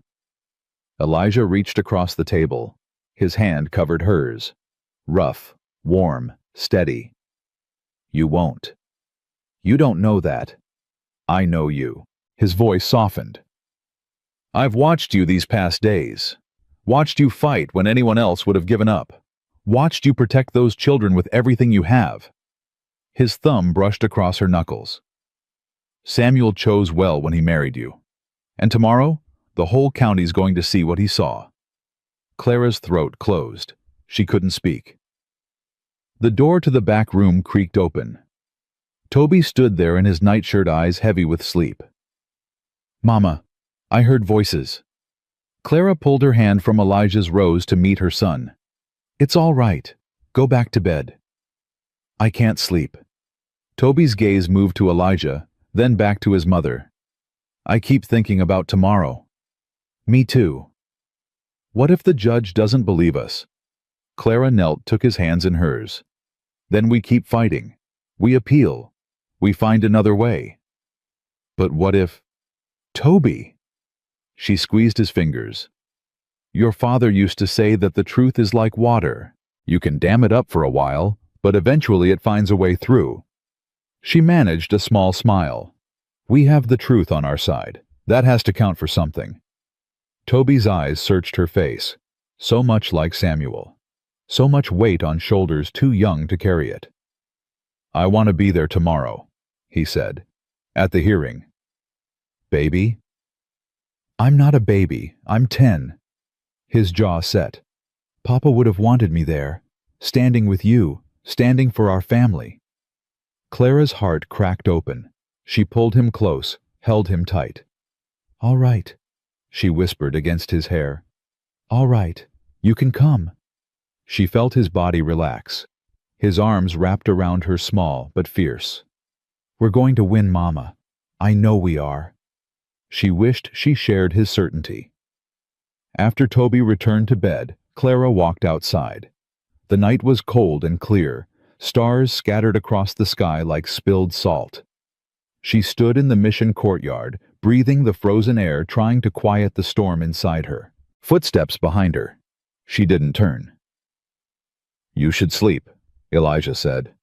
"Tomorrow's going to be long." "I can't. Every time I close my eyes I see Samuel." She wrapped her arms around herself. "I see him the morning he left. He kissed me goodbye like always. Said he'd be back by supper." Her voice broke. "He never came back." Elijah moved to stand beside her, not touching, just present. "Tell me about him. The good parts." Clara was quiet for a moment. Then slowly words began to come. "He was terrible at cards, lost every hand he ever played, but he kept playing anyway because he loved the company." A ghost of a smile crossed her face. "He sang off-key, loudly, usually at the worst possible moments. The children used to beg him to stop." "Did he?" "Never. Said music was meant to be shared even if it wasn't pretty." Clara's smile faded. "He built our cabin with his own hands. Took him 2 years. Every night he'd come in covered with sawdust, exhausted but so proud. He'd show me what he'd done that day, a window frame, a door hinge, a shelf for my books." Her throat tightened. "He made that place for us, for our family, and now Kingsley wants to take it." "He won't. You keep saying that."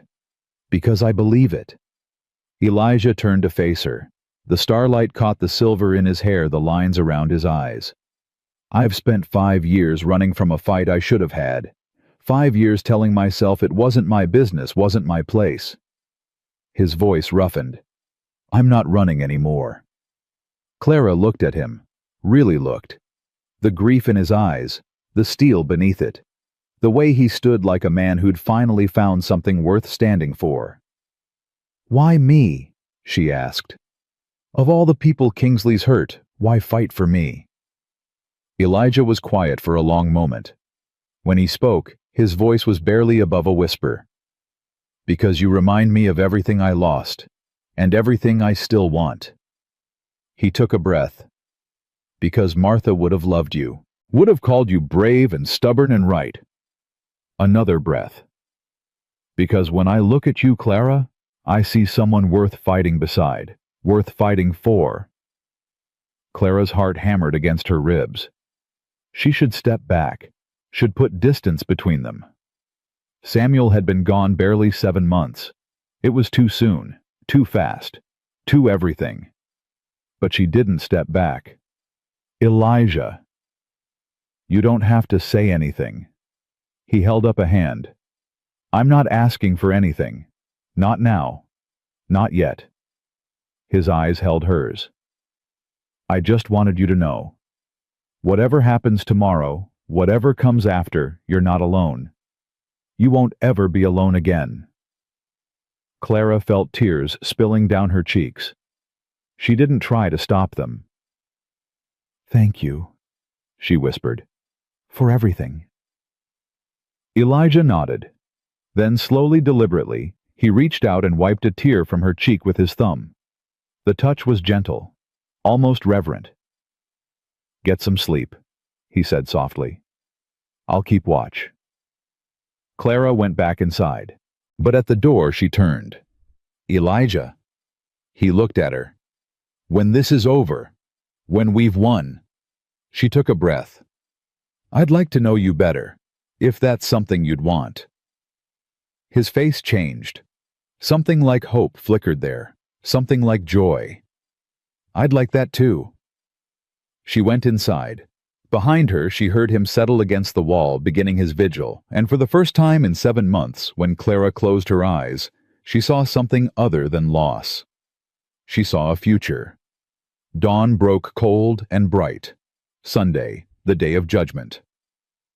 Clara dressed carefully in her one good dress, black wool mended at the cuffs, the same dress she'd worn to Samuel's funeral. She braided her hair the way her mother had taught her, pinned it up. Looked at herself in Father Miguel's small mirror. The woman who stared back was thinner than she remembered. Harder. There were new lines around her eyes, new shadows beneath them. 7 months of grief and fear had carved themselves into her face, but her eyes were steady, clear, ready. Toby appeared in the doorway dressed in his Sunday clothes. His hair was slicked back with water. He looked older than 10, looked like the man he would become. "I'm ready, Mama." "I know you are." Clara knelt, adjusted his collar. "Whatever happens today, I want you to know how proud I am of you, how proud your father would be." Toby's lip trembled, just for a second. Then his jaw firmed. "We're going to win." "Yes, we are." Emmy came running in rag doll in hand, oblivious to the weight of the day. Father Miguel followed his vestments crisp, his face grave. "The town's already gathering," he said. "They've set up the hearing in the public square. Must be 200 people there already." Clara's stomach clenched. 200. The whole county come to watch. "Is Elijah—" "Waiting outside, with Prudy and Edgar." Father Miguel touched her arm. "You have allies, Clara, more than you know." She gathered her children, gathered her courage, and stepped out into the light. The walk to the square felt endless. People lined the street watching in silence. Clara kept her eyes forward, her children's hands in hers. She didn't look at the faces, didn't want to see the judgment there. The public square had been transformed. Benches arranged in rows. A platform at one end where Judge Crawford already sat, his face inscrutable. And at a table to the left, Marshal Kingsley flanked by 2 men Clara didn't recognize. Lawyers, probably. Brought in from somewhere bigger. Somewhere that didn't know what he really was. Elijah met her at the edge of the crowd. His face was calm, but his eyes were fierce. "You ready?" Clara looked at the platform. At Crawford's cold eyes. At Kingsley's confident smirk. at the hundreds of faces turned toward her, waiting to see what would happen. Yes. She walked forward, Toby and Emmy beside her, and took her place at the table opposite Kingsley. Prudy sat behind her, Edgar beside Prudy, Father Miguel at the end of the row, and Elijah standing just behind Clara's chair. Close enough to touch, close enough to steady. Judge Crawford banged his gavel. The crowd fell silent. This hearing is now in session. Matter of foreclosure. First Texas Trust versus the estate of Samuel Brennan. Crawford's voice was flat, bored. Mr. Kingsley, present your case. Kingsley rose, smooth, polished, every inch the respectable banker. Your Honor, the facts are simple. Samuel Brennan borrowed $1,400 from my bank in 1874. The loan was secured against his property. Upon his unfortunate death, the debt transferred to his widow, who has failed to make payments. He spread his hands. The bank is merely seeking what it is owed. Crawford nodded. Mrs. Brennan, your response. Clara stood. Her legs felt like water, but her voice came out clear. Everything Mr. Kingsley just said is a lie. Murmurs rippled through the crowd. Crawford's gavel banged. Explain yourself, Mrs. Brennan. My husband never borrowed money from Mr. Kingsley's bank. The debt Mr. Kingsley claims doesn't exist. Clara reached into her satchel, pulled out the documents. I have here the original deed to our property, signed by my husband and myself in December 1874. 2 proprietors, no liens, no debts, no connection to Marshall Kingsley whatsoever. She stepped forward, placed the papers on Crawford's desk. The judge's eyes flickered. Something shifted in his expression. I also have copies of the deed Mr. Kingsley filed with the Territorial Land Office. A forgery. You can see the differences clearly. The handwriting doesn't match, the ink is fresher, and my husband's distinctive signature has been poorly imitated. She placed the second set of papers beside the first. Crawford leaned forward, studying them. Furthermore, Clara's voice strengthened. I have testimony from Edgar Coombs, former clerk of the Land Office, who witnessed my husband sign the original deed and can confirm that Marshall Kingsley was not present. Edgar rose from his seat. His voice carried across the silent square. I was there, Your Honor. December 1874.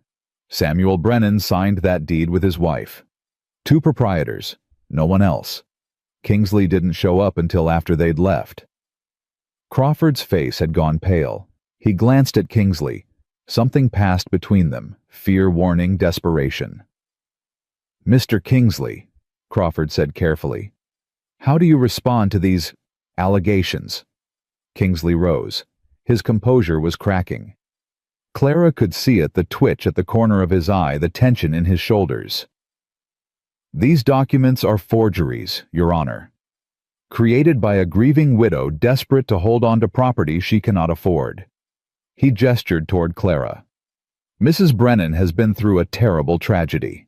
Her judgment is clearly impaired. My judgment is fine. Clara turned to face the crowd. And I'm not the only one Mr. Kingsley has tried to steal from. She pulled out Hiram's journal, held it up. This journal was kept by Hiram Holloway, clerk of courts, for 18 years. Before his death, he documented every transaction Marshall Kingsley made, every forged deed, every stolen property, every widow he cheated. She opened the journal, began to read. Widow Hanson, February 1876. Original deed showed her as sole proprietor. Filed deed showed Kingsley as co-proprietor. She sold for $150. Kingsley resold for $1,400.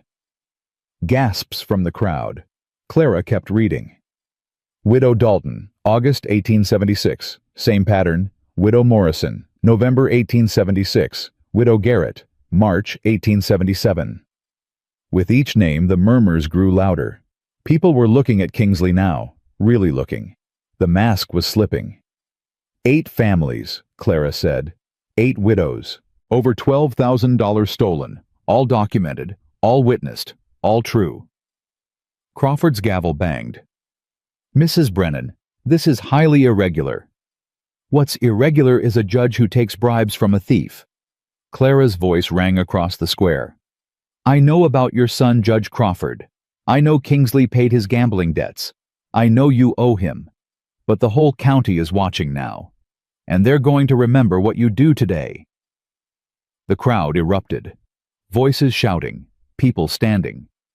Crawford's gavel banged again and again, but no one was listening. Kingsley was on his feet. This is slander lies I demand. You demand nothing. A new voice cut through the chaos. Deputy Jessup stepped forward. His face was pale, but his voice was steady. I have something to say, Your Honor. The crowd went quiet. Crawford stared at his deputy. Kingsley's face had gone white. Deputy Jessup, Crawford said carefully, this isn't the time. This is exactly the time. Jessup turned to face the crowd. His hands were shaking, but he didn't stop. 7 months ago, Marshal Kingsley sent me to the Brennan homestead, told me to deliver a message, warned Samuel Brennan one last time to sell his land. Jessup, Kingsley's voice was sharp. Warning. I delivered the message. Samuel refused. I left. Jessup's voice cracked. The next morning he was dead. Silence. Absolute silence. Kingsley told me it was an accident, told me to forget what I'd seen, what I knew. Tears streamed down Jessup's face. But I can't forget. I can't live with it anymore. He looked at Clara. Mrs. Brennan, I'm sorry. I'm so sorry. Clara couldn't breathe, couldn't move. The world had narrowed to this moment, this truth finally spoken aloud. Samuel. Murdered. And the man who'd done it standing 10 feet away. Kingsley broke. This is absurd. He lunged toward Jessup. You're lying. You're all lying. Elijah moved. Fast. His body between Kingsley and Clara. His hand on the banker's chest pushing him back. That's enough. Kingsley's eyes were wild, trapped. You don't understand. The railroad, the water rights. It was supposed to be simple. He was supposed to sell. But he didn't. Clara found her voice. He chose us. His family, his children. He chose something you'll never understand. Kingsley stared at her. All the polish gone. All the pretense stripped away. Just a small, desperate man who'd destroyed lives for money. You can't prove any of this, he whispered. We just did. Clara gestured to the crowd. 200 witnesses. Every person here heard what Jessup said, heard what's in this journal. She stepped closer. It's over, Marshal. You're finished. Crawford's gavel came down one final time. His voice was shaking. Marshal Wade Kingsley, based on the evidence presented and the testimony given, I am remanding you into custody, pending full investigation by territorial authorities. He swallowed hard. Sheriff, take him. 2 men moved forward. Kingsley didn't resist. All the fight had drained out of him. He looked old suddenly, broken. As they led him past Clara, he stopped. His eyes met hers. I built an empire, he said quietly. 20 years of work, and you destroyed it in 20 minutes. Clara looked at him, at the man who'd stolen her husband, stolen her land, tried to steal her children. No, she said, you destroyed it yourself. The day you decided other people's lives were worth less than your profits. They took him away. The crowd parted. And Clara stood in the center of the square surrounded by 200 witnesses, Hiram's journal clutched to her chest. She'd won.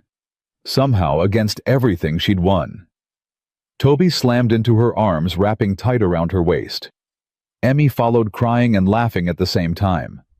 Clara dropped to her knees, gathered them close, and let herself finally break. Mama. Toby's voice was muffled against her shoulder. Mama, you did it. We did it, she whispered. All of us. Together.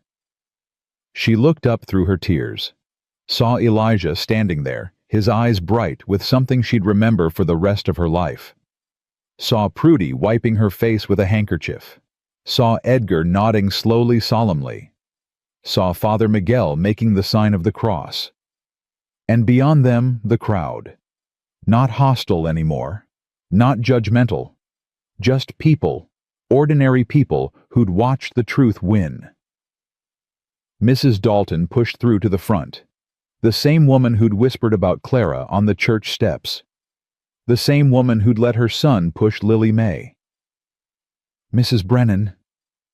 Her voice was thick. I didn't know. I should have. It's all right." Clara rose, still holding her children. "None of us knew. I'm sorry. For everything." Clara looked at her, at the guilt on her face, the shame, and she thought of everything she could say, everything Mrs. Dalton deserved to hear. But Samuel's voice echoed in her memory. "Forgiveness isn't about them, Clara. It's about us, about who we want to be." "Thank you," Clara said simply, "for being here today." Mrs. Dalton nodded, stepped back.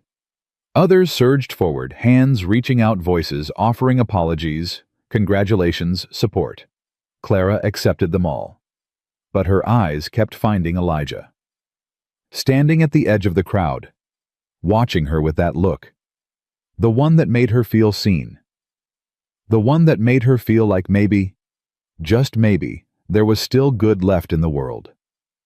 Night fell over the square. The crowd dispersed slowly, reluctantly, as if they didn't want the story to end. Clara sat on a bench, her children asleep on either side of her, their heads on her shoulders. Elijah approached, sat down beside them, said nothing for a long while. "It's over," Clara finally said. "The hard part is." He looked at her. "What comes next won't be easy. Rebuilding. Healing. Learning to live without looking over your shoulder." "I know. You won't be alone, though." His voice was quiet, steady. "If you want company."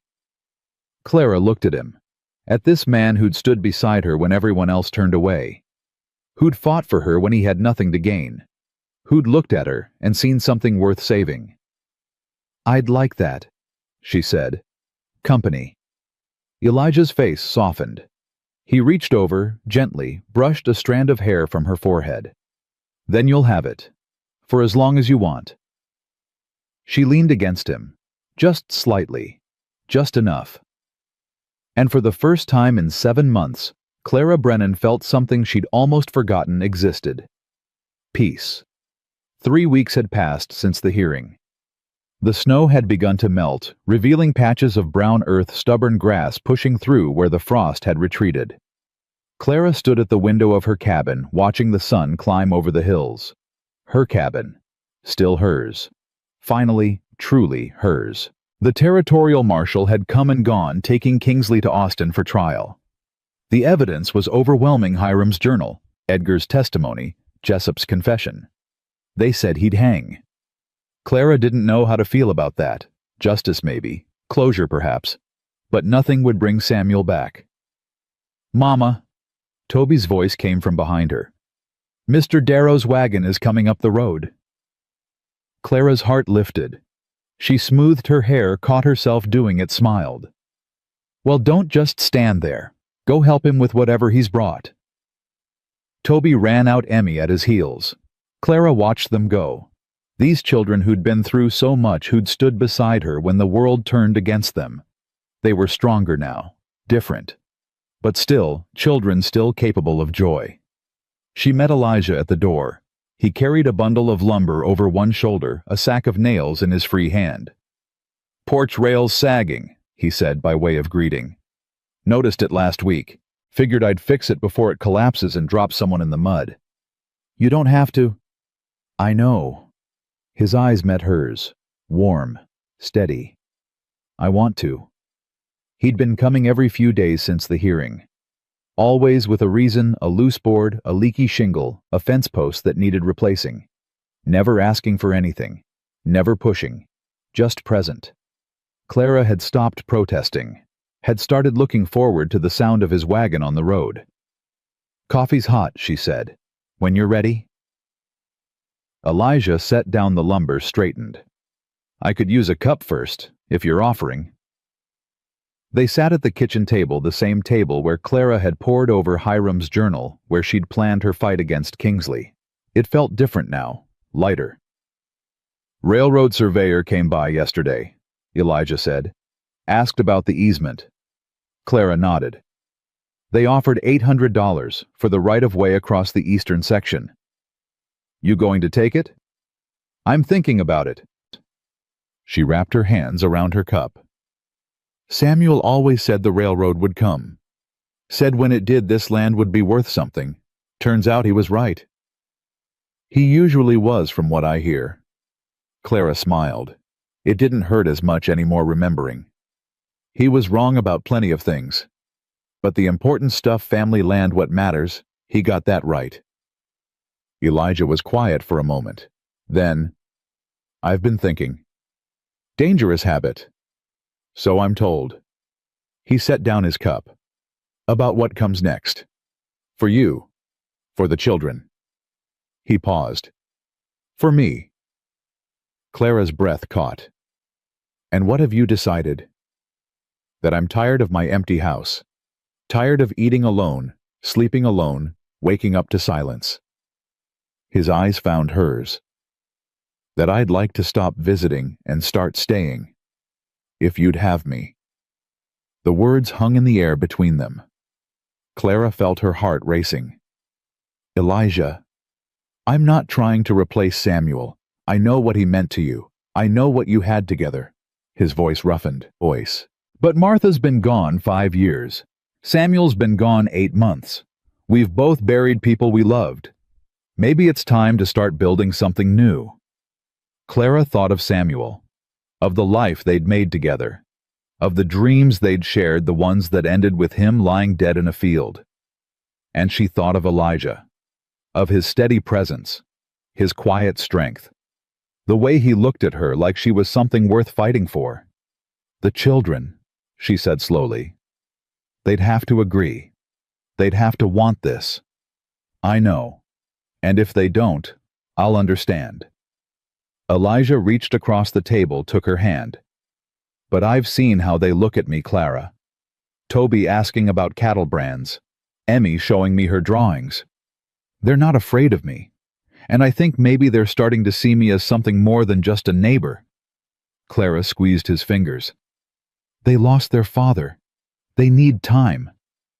I'll give them all the time they need. I'm not going anywhere. His thumb brushed across her knuckles. Unless you want me to. No. The word came out before she could stop it. No, I don't want you to go. Elijah's face softened. Something like hope flickered there. Something like joy. Then I'll stay. They sat in silence, hands linked across the table.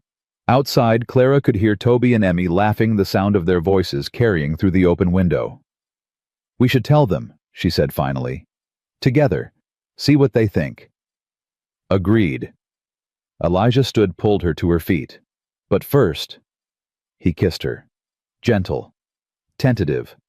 A question more than a statement. Clara answered it.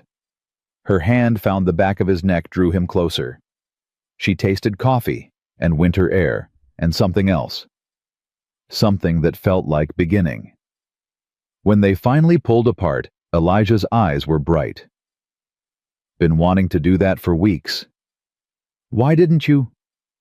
Wasn't sure you were ready. Wasn't sure I was either. He touched her face. But I am now. So am I. They walked outside together. Toby was stacking the lumber Elijah had brought Emmy, handing him pieces one at a time. They looked up as Clara and Elijah approached. Mr. Darrow? Toby's voice was careful. You staying for supper? If your mother'll have me. She will. Toby glanced at Clara, something knowing in his eyes. She always does. Clara knelt beside her son. Toby, there's something we need to talk about. All of us. Emmy abandoned the lumber, ran over. What is it, Mama? Is something wrong? No, baby, nothing's wrong. Clara took a breath. Mr. Darrow, Elijah has been helping us a lot these past weeks. Coming by. Fixing things. Being here. We know, Toby said.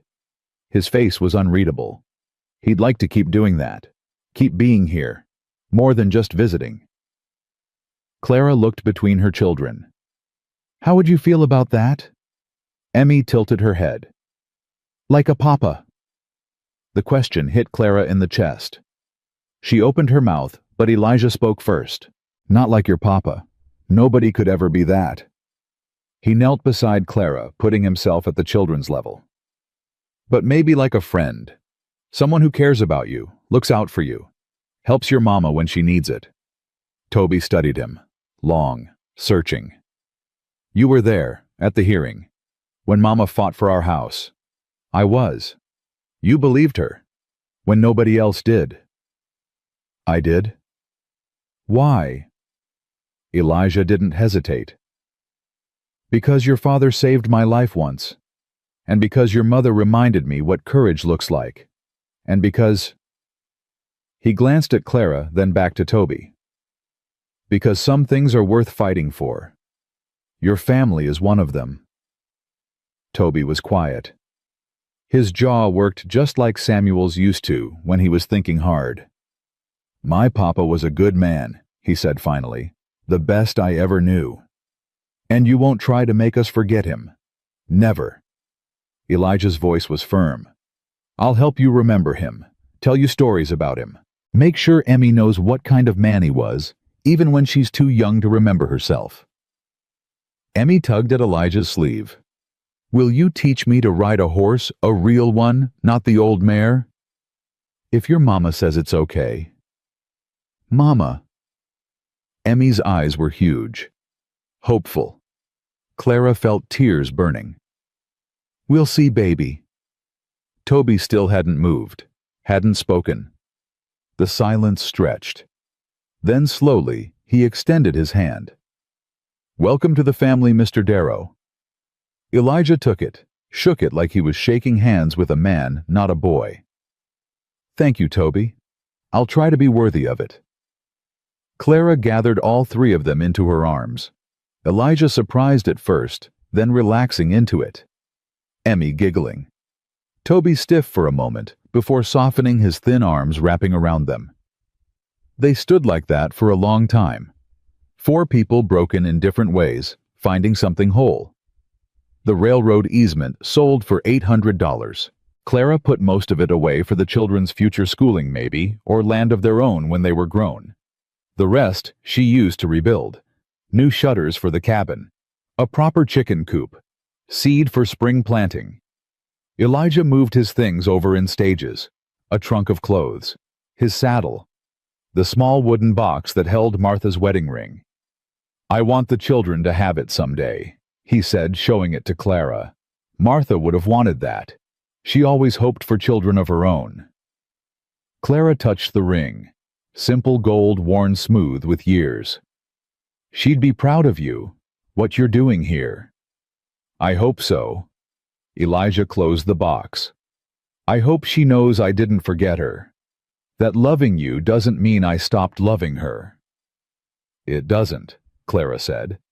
Love isn't a finite thing. It grows, changes, makes room for more. She thought of Samuel, of the love they'd built in this cabin on this land. It was still here, would always be here. But now there was room for something new, something different. Not a replacement, an addition. Spring came slowly. The snow retreated to the highest peaks. The Pecos River swelled with meltwater. Wildflowers appeared in the meadows, bluebonnets and Indian paintbrush and primrose spreading color across the brown earth. Clara planted her garden. Beans, squash, tomatoes. She worked the soil with her hands, feeling it warm beneath her fingers. Elijah worked beside her, not talking much, just present, steady. My wife used to garden, he said one morning. Martha, she grew roses, said they were the only civilized thing about this territory. Did they survive? A few. Still growing at the old place. I check on them sometimes. He paused. Maybe we could transplant some here, if you'd like. Clara smiled. I'd like that. A piece of Martha growing in Samuel's garden. Our garden? Elijah corrected gently. Theirs and ours. The word settled over Clara like a warm blanket. Ours. She'd spent so long fighting alone, protecting alone, surviving alone. The idea of building something together, it still felt strange. But good strange. Toby learned to ride properly that spring. Elijah taught him on a steady gelding, patient and firm. Clara watched from the porch, her heart in her throat every time the horse moved faster than a walk. He's a natural, Elijah said after one lesson. Got his father's seat. And his stubbornness. That too. Elijah smiled. Won't be long before he's better than me. Emmy took longer to warm up. She was shy around the horses, preferred to stay close to Clara, help with the smaller tasks. But slowly, day by day, she began to trust. One afternoon, Clara found her in the barn talking to Elijah's horse. You're very big, Emmy was saying, her voice serious. But I don't think you're mean. Are you? The horse nickered softly. Emmy giggled. He says he's not mean, she reported to Clara. He says he likes carrots and being brushed. Does he now? Uh-huh. Emmy stroked the horse's nose with one small hand. Mr. Elijah says I can learn to ride when I'm bigger, he promised. Clara knelt beside her daughter. And do you want to learn? Emmy considered this. Papa never taught me. He said I was too little. You were, but you're growing every day. I know. Emmy's face grew serious. Mama, is it okay that I like Mr. Elijah? Clara's heart clenched. Of course it is, baby. Why wouldn't it be? Because of Papa. I don't want Papa to be sad. Clara pulled her daughter close. Your Papa would want you to be happy. He'd want you to have people who love you and take care of you. She kissed Emmy's hair. Loving Mr. Elijah doesn't mean you love Papa any less. There's room in your heart for both of them. Emmy thought about this. Like how I love you and Toby both. Exactly like that. Okay. Emmy nodded, satisfied. Then I think it's okay. She ran off to find Toby, leaving Clara alone in the barn. The horse watched her with soft eyes. Thank you, Clara said to the empty air. To Samuel, wherever he was. Thank you for giving me them, for giving me this. The wind stirred the hay. For just a moment she could almost feel him there, watching, approving. Then the moment passed and she was alone again. But not lonely, not anymore. Summer brought the trial. Clara traveled to Austin with Elijah, leaving the children with Prudy. 3 days in the territorial court, watching Marshal Kingsley finally face justice. He looked smaller somehow, diminished. The man who'd terrorized a county, destroyed families, murdered without consequence. He sat in the defendant's box like a deflated balloon.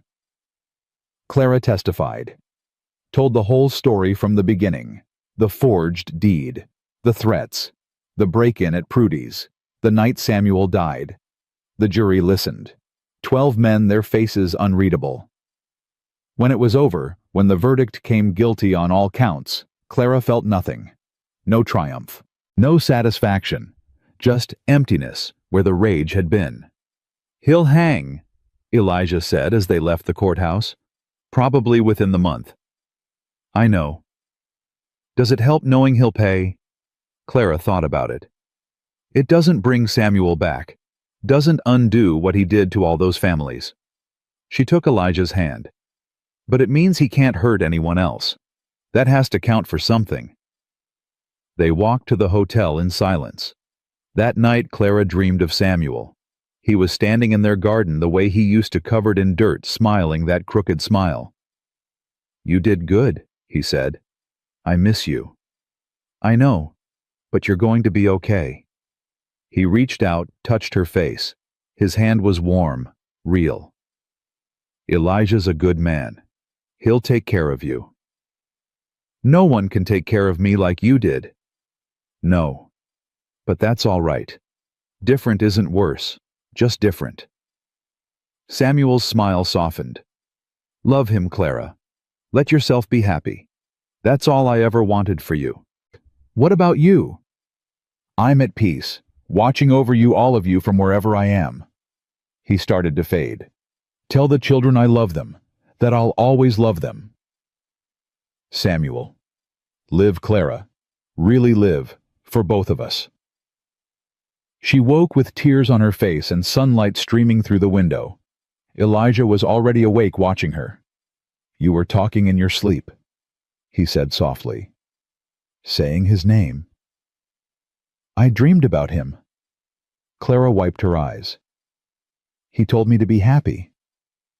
Good advice. I'm trying. She reached for Elijah's hand. I'm trying. Fall came. The leaves turned gold and red. The harvest was good, better than good.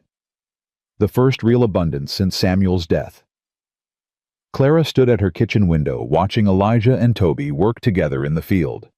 They moved in rhythm now, anticipating each other, a team.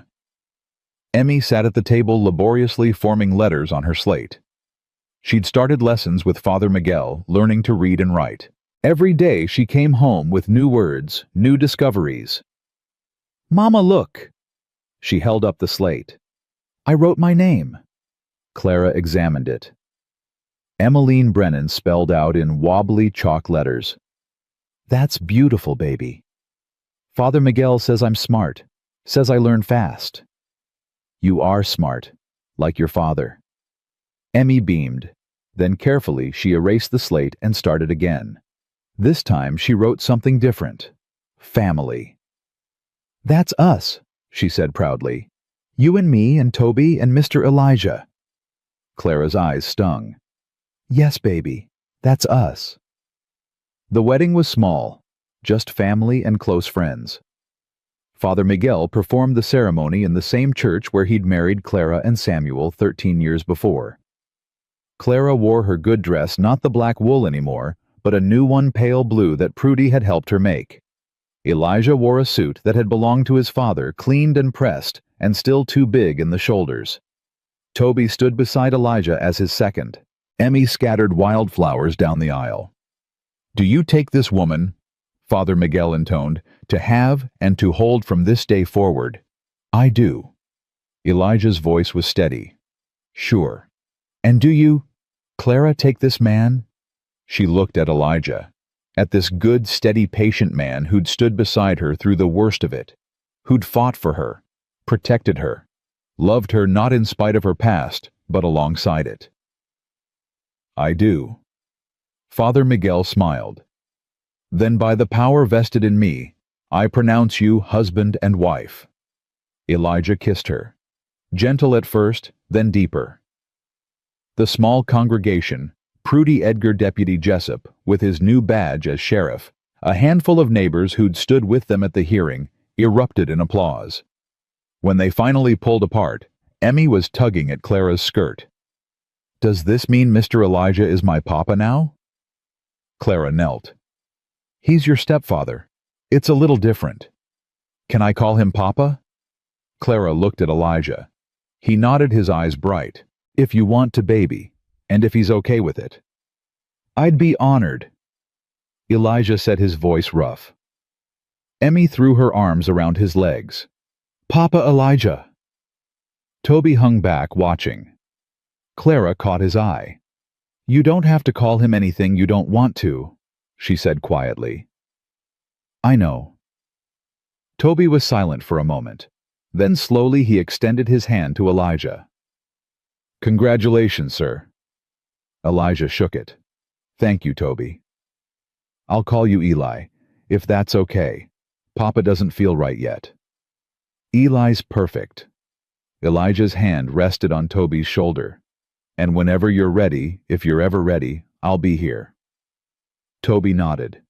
Something passed between them, an understanding, a promise. Clara watched her family, her new family, built from the pieces of what was lost, and felt something she hadn't felt in over a year, whole. Winter returned. But this time Clara watched the snowfall without fear. The cabin was warm. The pantry was full. Her children were safe and fed and loved. She stood at the window watching the flakes drift down, covering the land in white. Behind her, the fire crackled. Elijah sat in Samuel's old chair, their chair now reading to Emmy. Toby was at the table doing sums on his slate. "Mama."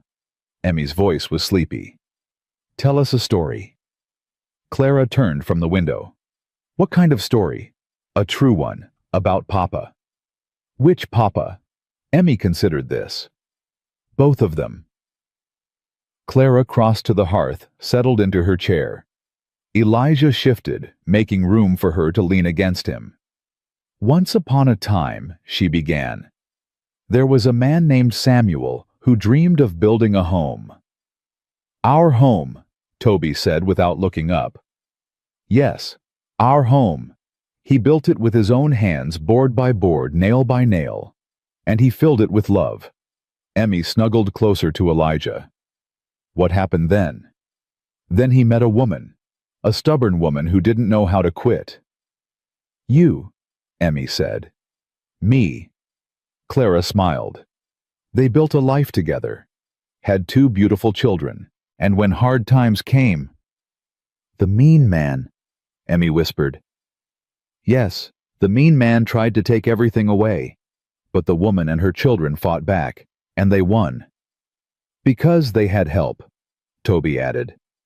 "From Mr. Edgar and Miss Prudy and Papa Elijah." "That's right." Clara reached over, squeezed Elijah's hand. "They learned that you can't fight every battle alone, that sometimes the bravest thing you can do is let other people help." Emmy yawned. "Is that the end?" "No, baby. That's just the beginning." Clara looked around the room, at her children, her husband, her home. "The story keeps going. Every day we wake up, every meal we share, every storm we survive, that's all part of it. Will it have a happy ending?" Clara thought about the question, about everything she'd been through. The loss, the fear, the long nights alone wondering if she'd make it. And then she thought about this moment, this warmth, this love. "I think it already does," she said. "I think it has a happy ending right now." Emmy's eyes drifted closed. Within minutes, she was asleep against Elijah's chest. "I'll carry her up," he said softly. "Thank you." He rose, Emmy cradled in his arms, and climbed the ladder to the loft. Clara heard him murmuring to her the sound of small feet settling into bed. Toby set down his slate. "Mama." "Yes." "Do you think Papa, my real Papa, do you think he's watching? From wherever he is?" Clara considered the question. "I do. I think he sees everything. And I think he's proud of you. Of all of us." Toby nodded slowly. "I still miss him. Even now. Even with Eli here." "I know, baby. So do I." Clara opened her arms. Toby came to her, folded himself into her embrace like he was still small. Missing someone doesn't stop just because life goes on. It just becomes part of you, part of who you are. Does it ever hurt less? Yes, slowly, day by day. She held him tighter. But even when it hurts, it's okay to be happy too. Your father would want that. Toby pulled back. His eyes were wet, but his voice was steady. "I love you, Mama. I love you too, more than anything." He climbed the ladder to join Emmy. Clara heard the rustle of blankets, the soft murmur of siblings settling in for the night. Elijah came back down, stood beside her chair. "Good day," he asked. "The best." She rose, took his hands. "Thank you." "For what?" "For being here, for staying, for loving us when you didn't have to." Elijah pulled her close. "I didn't have to, but I wanted to. There's a difference." "I know." She rested her head against his chest. "I know." They stood like that for a long time, watching the fire burn down to embers. Outside, the snow kept falling. Inside, the cabin held its warmth. Ready for bed? Elijah finally asked. Almost. Clara moved to the mantel, picked up the framed deed that hung there. 2 names, Samuel's and hers, the document that had nearly destroyed them and ultimately saved them. I want to add something, she said. What, another name? She traced Samuel's signature. I want to add you, officially, so the deed shows all of us, Samuel, me, and you. Elijah was quiet for a moment. Are you sure this was his land? His dream? It was his dream. Now it's ours. Clara turned to face him. He'd want this, Elijah. He'd want you to be part of it. Elijah's eyes glistened in the firelight. Then yes, I'd be honored. Clara hung the deed back on the wall. Tomorrow she'd go to the land office, file the amendment, make it official. But tonight it was enough to know, to believe. Come to bed, she said. They climbed the ladder together. In the darkness, Clara could hear her children breathing. Peaceful, safe. She settled into Elijah's arms, felt his heartbeat against her back. Thank you, she whispered again. For what? For the happy ending. It's not an ending, he murmured against her hair. It's just the beginning of a new chapter. Clara smiled into the darkness. Outside, the snow continued to fall. The land that Samuel had dreamed of, that Clara had fought for, that Elijah had helped protect it, lay quiet under its white blanket, waiting for spring. And in the cabin built by one good man and protected by another, a family slept. Not perfect, not untouched by grief, but whole. Together. Home. Clara Brennan had learned something in the long months of fighting for her land. She'd learned that the truth was like water. You could dam it up for a while, but eventually it found a way through. She'd learned that courage wasn't the absence of fear, but the decision that something else mattered more. And she'd learned that love, real love, wasn't a finite thing. It grew, changed, made room for more.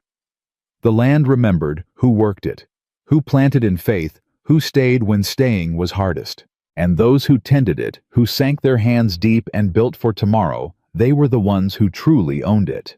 Not in law alone, but in something older. Something that survived courts and judges and men with silver pens.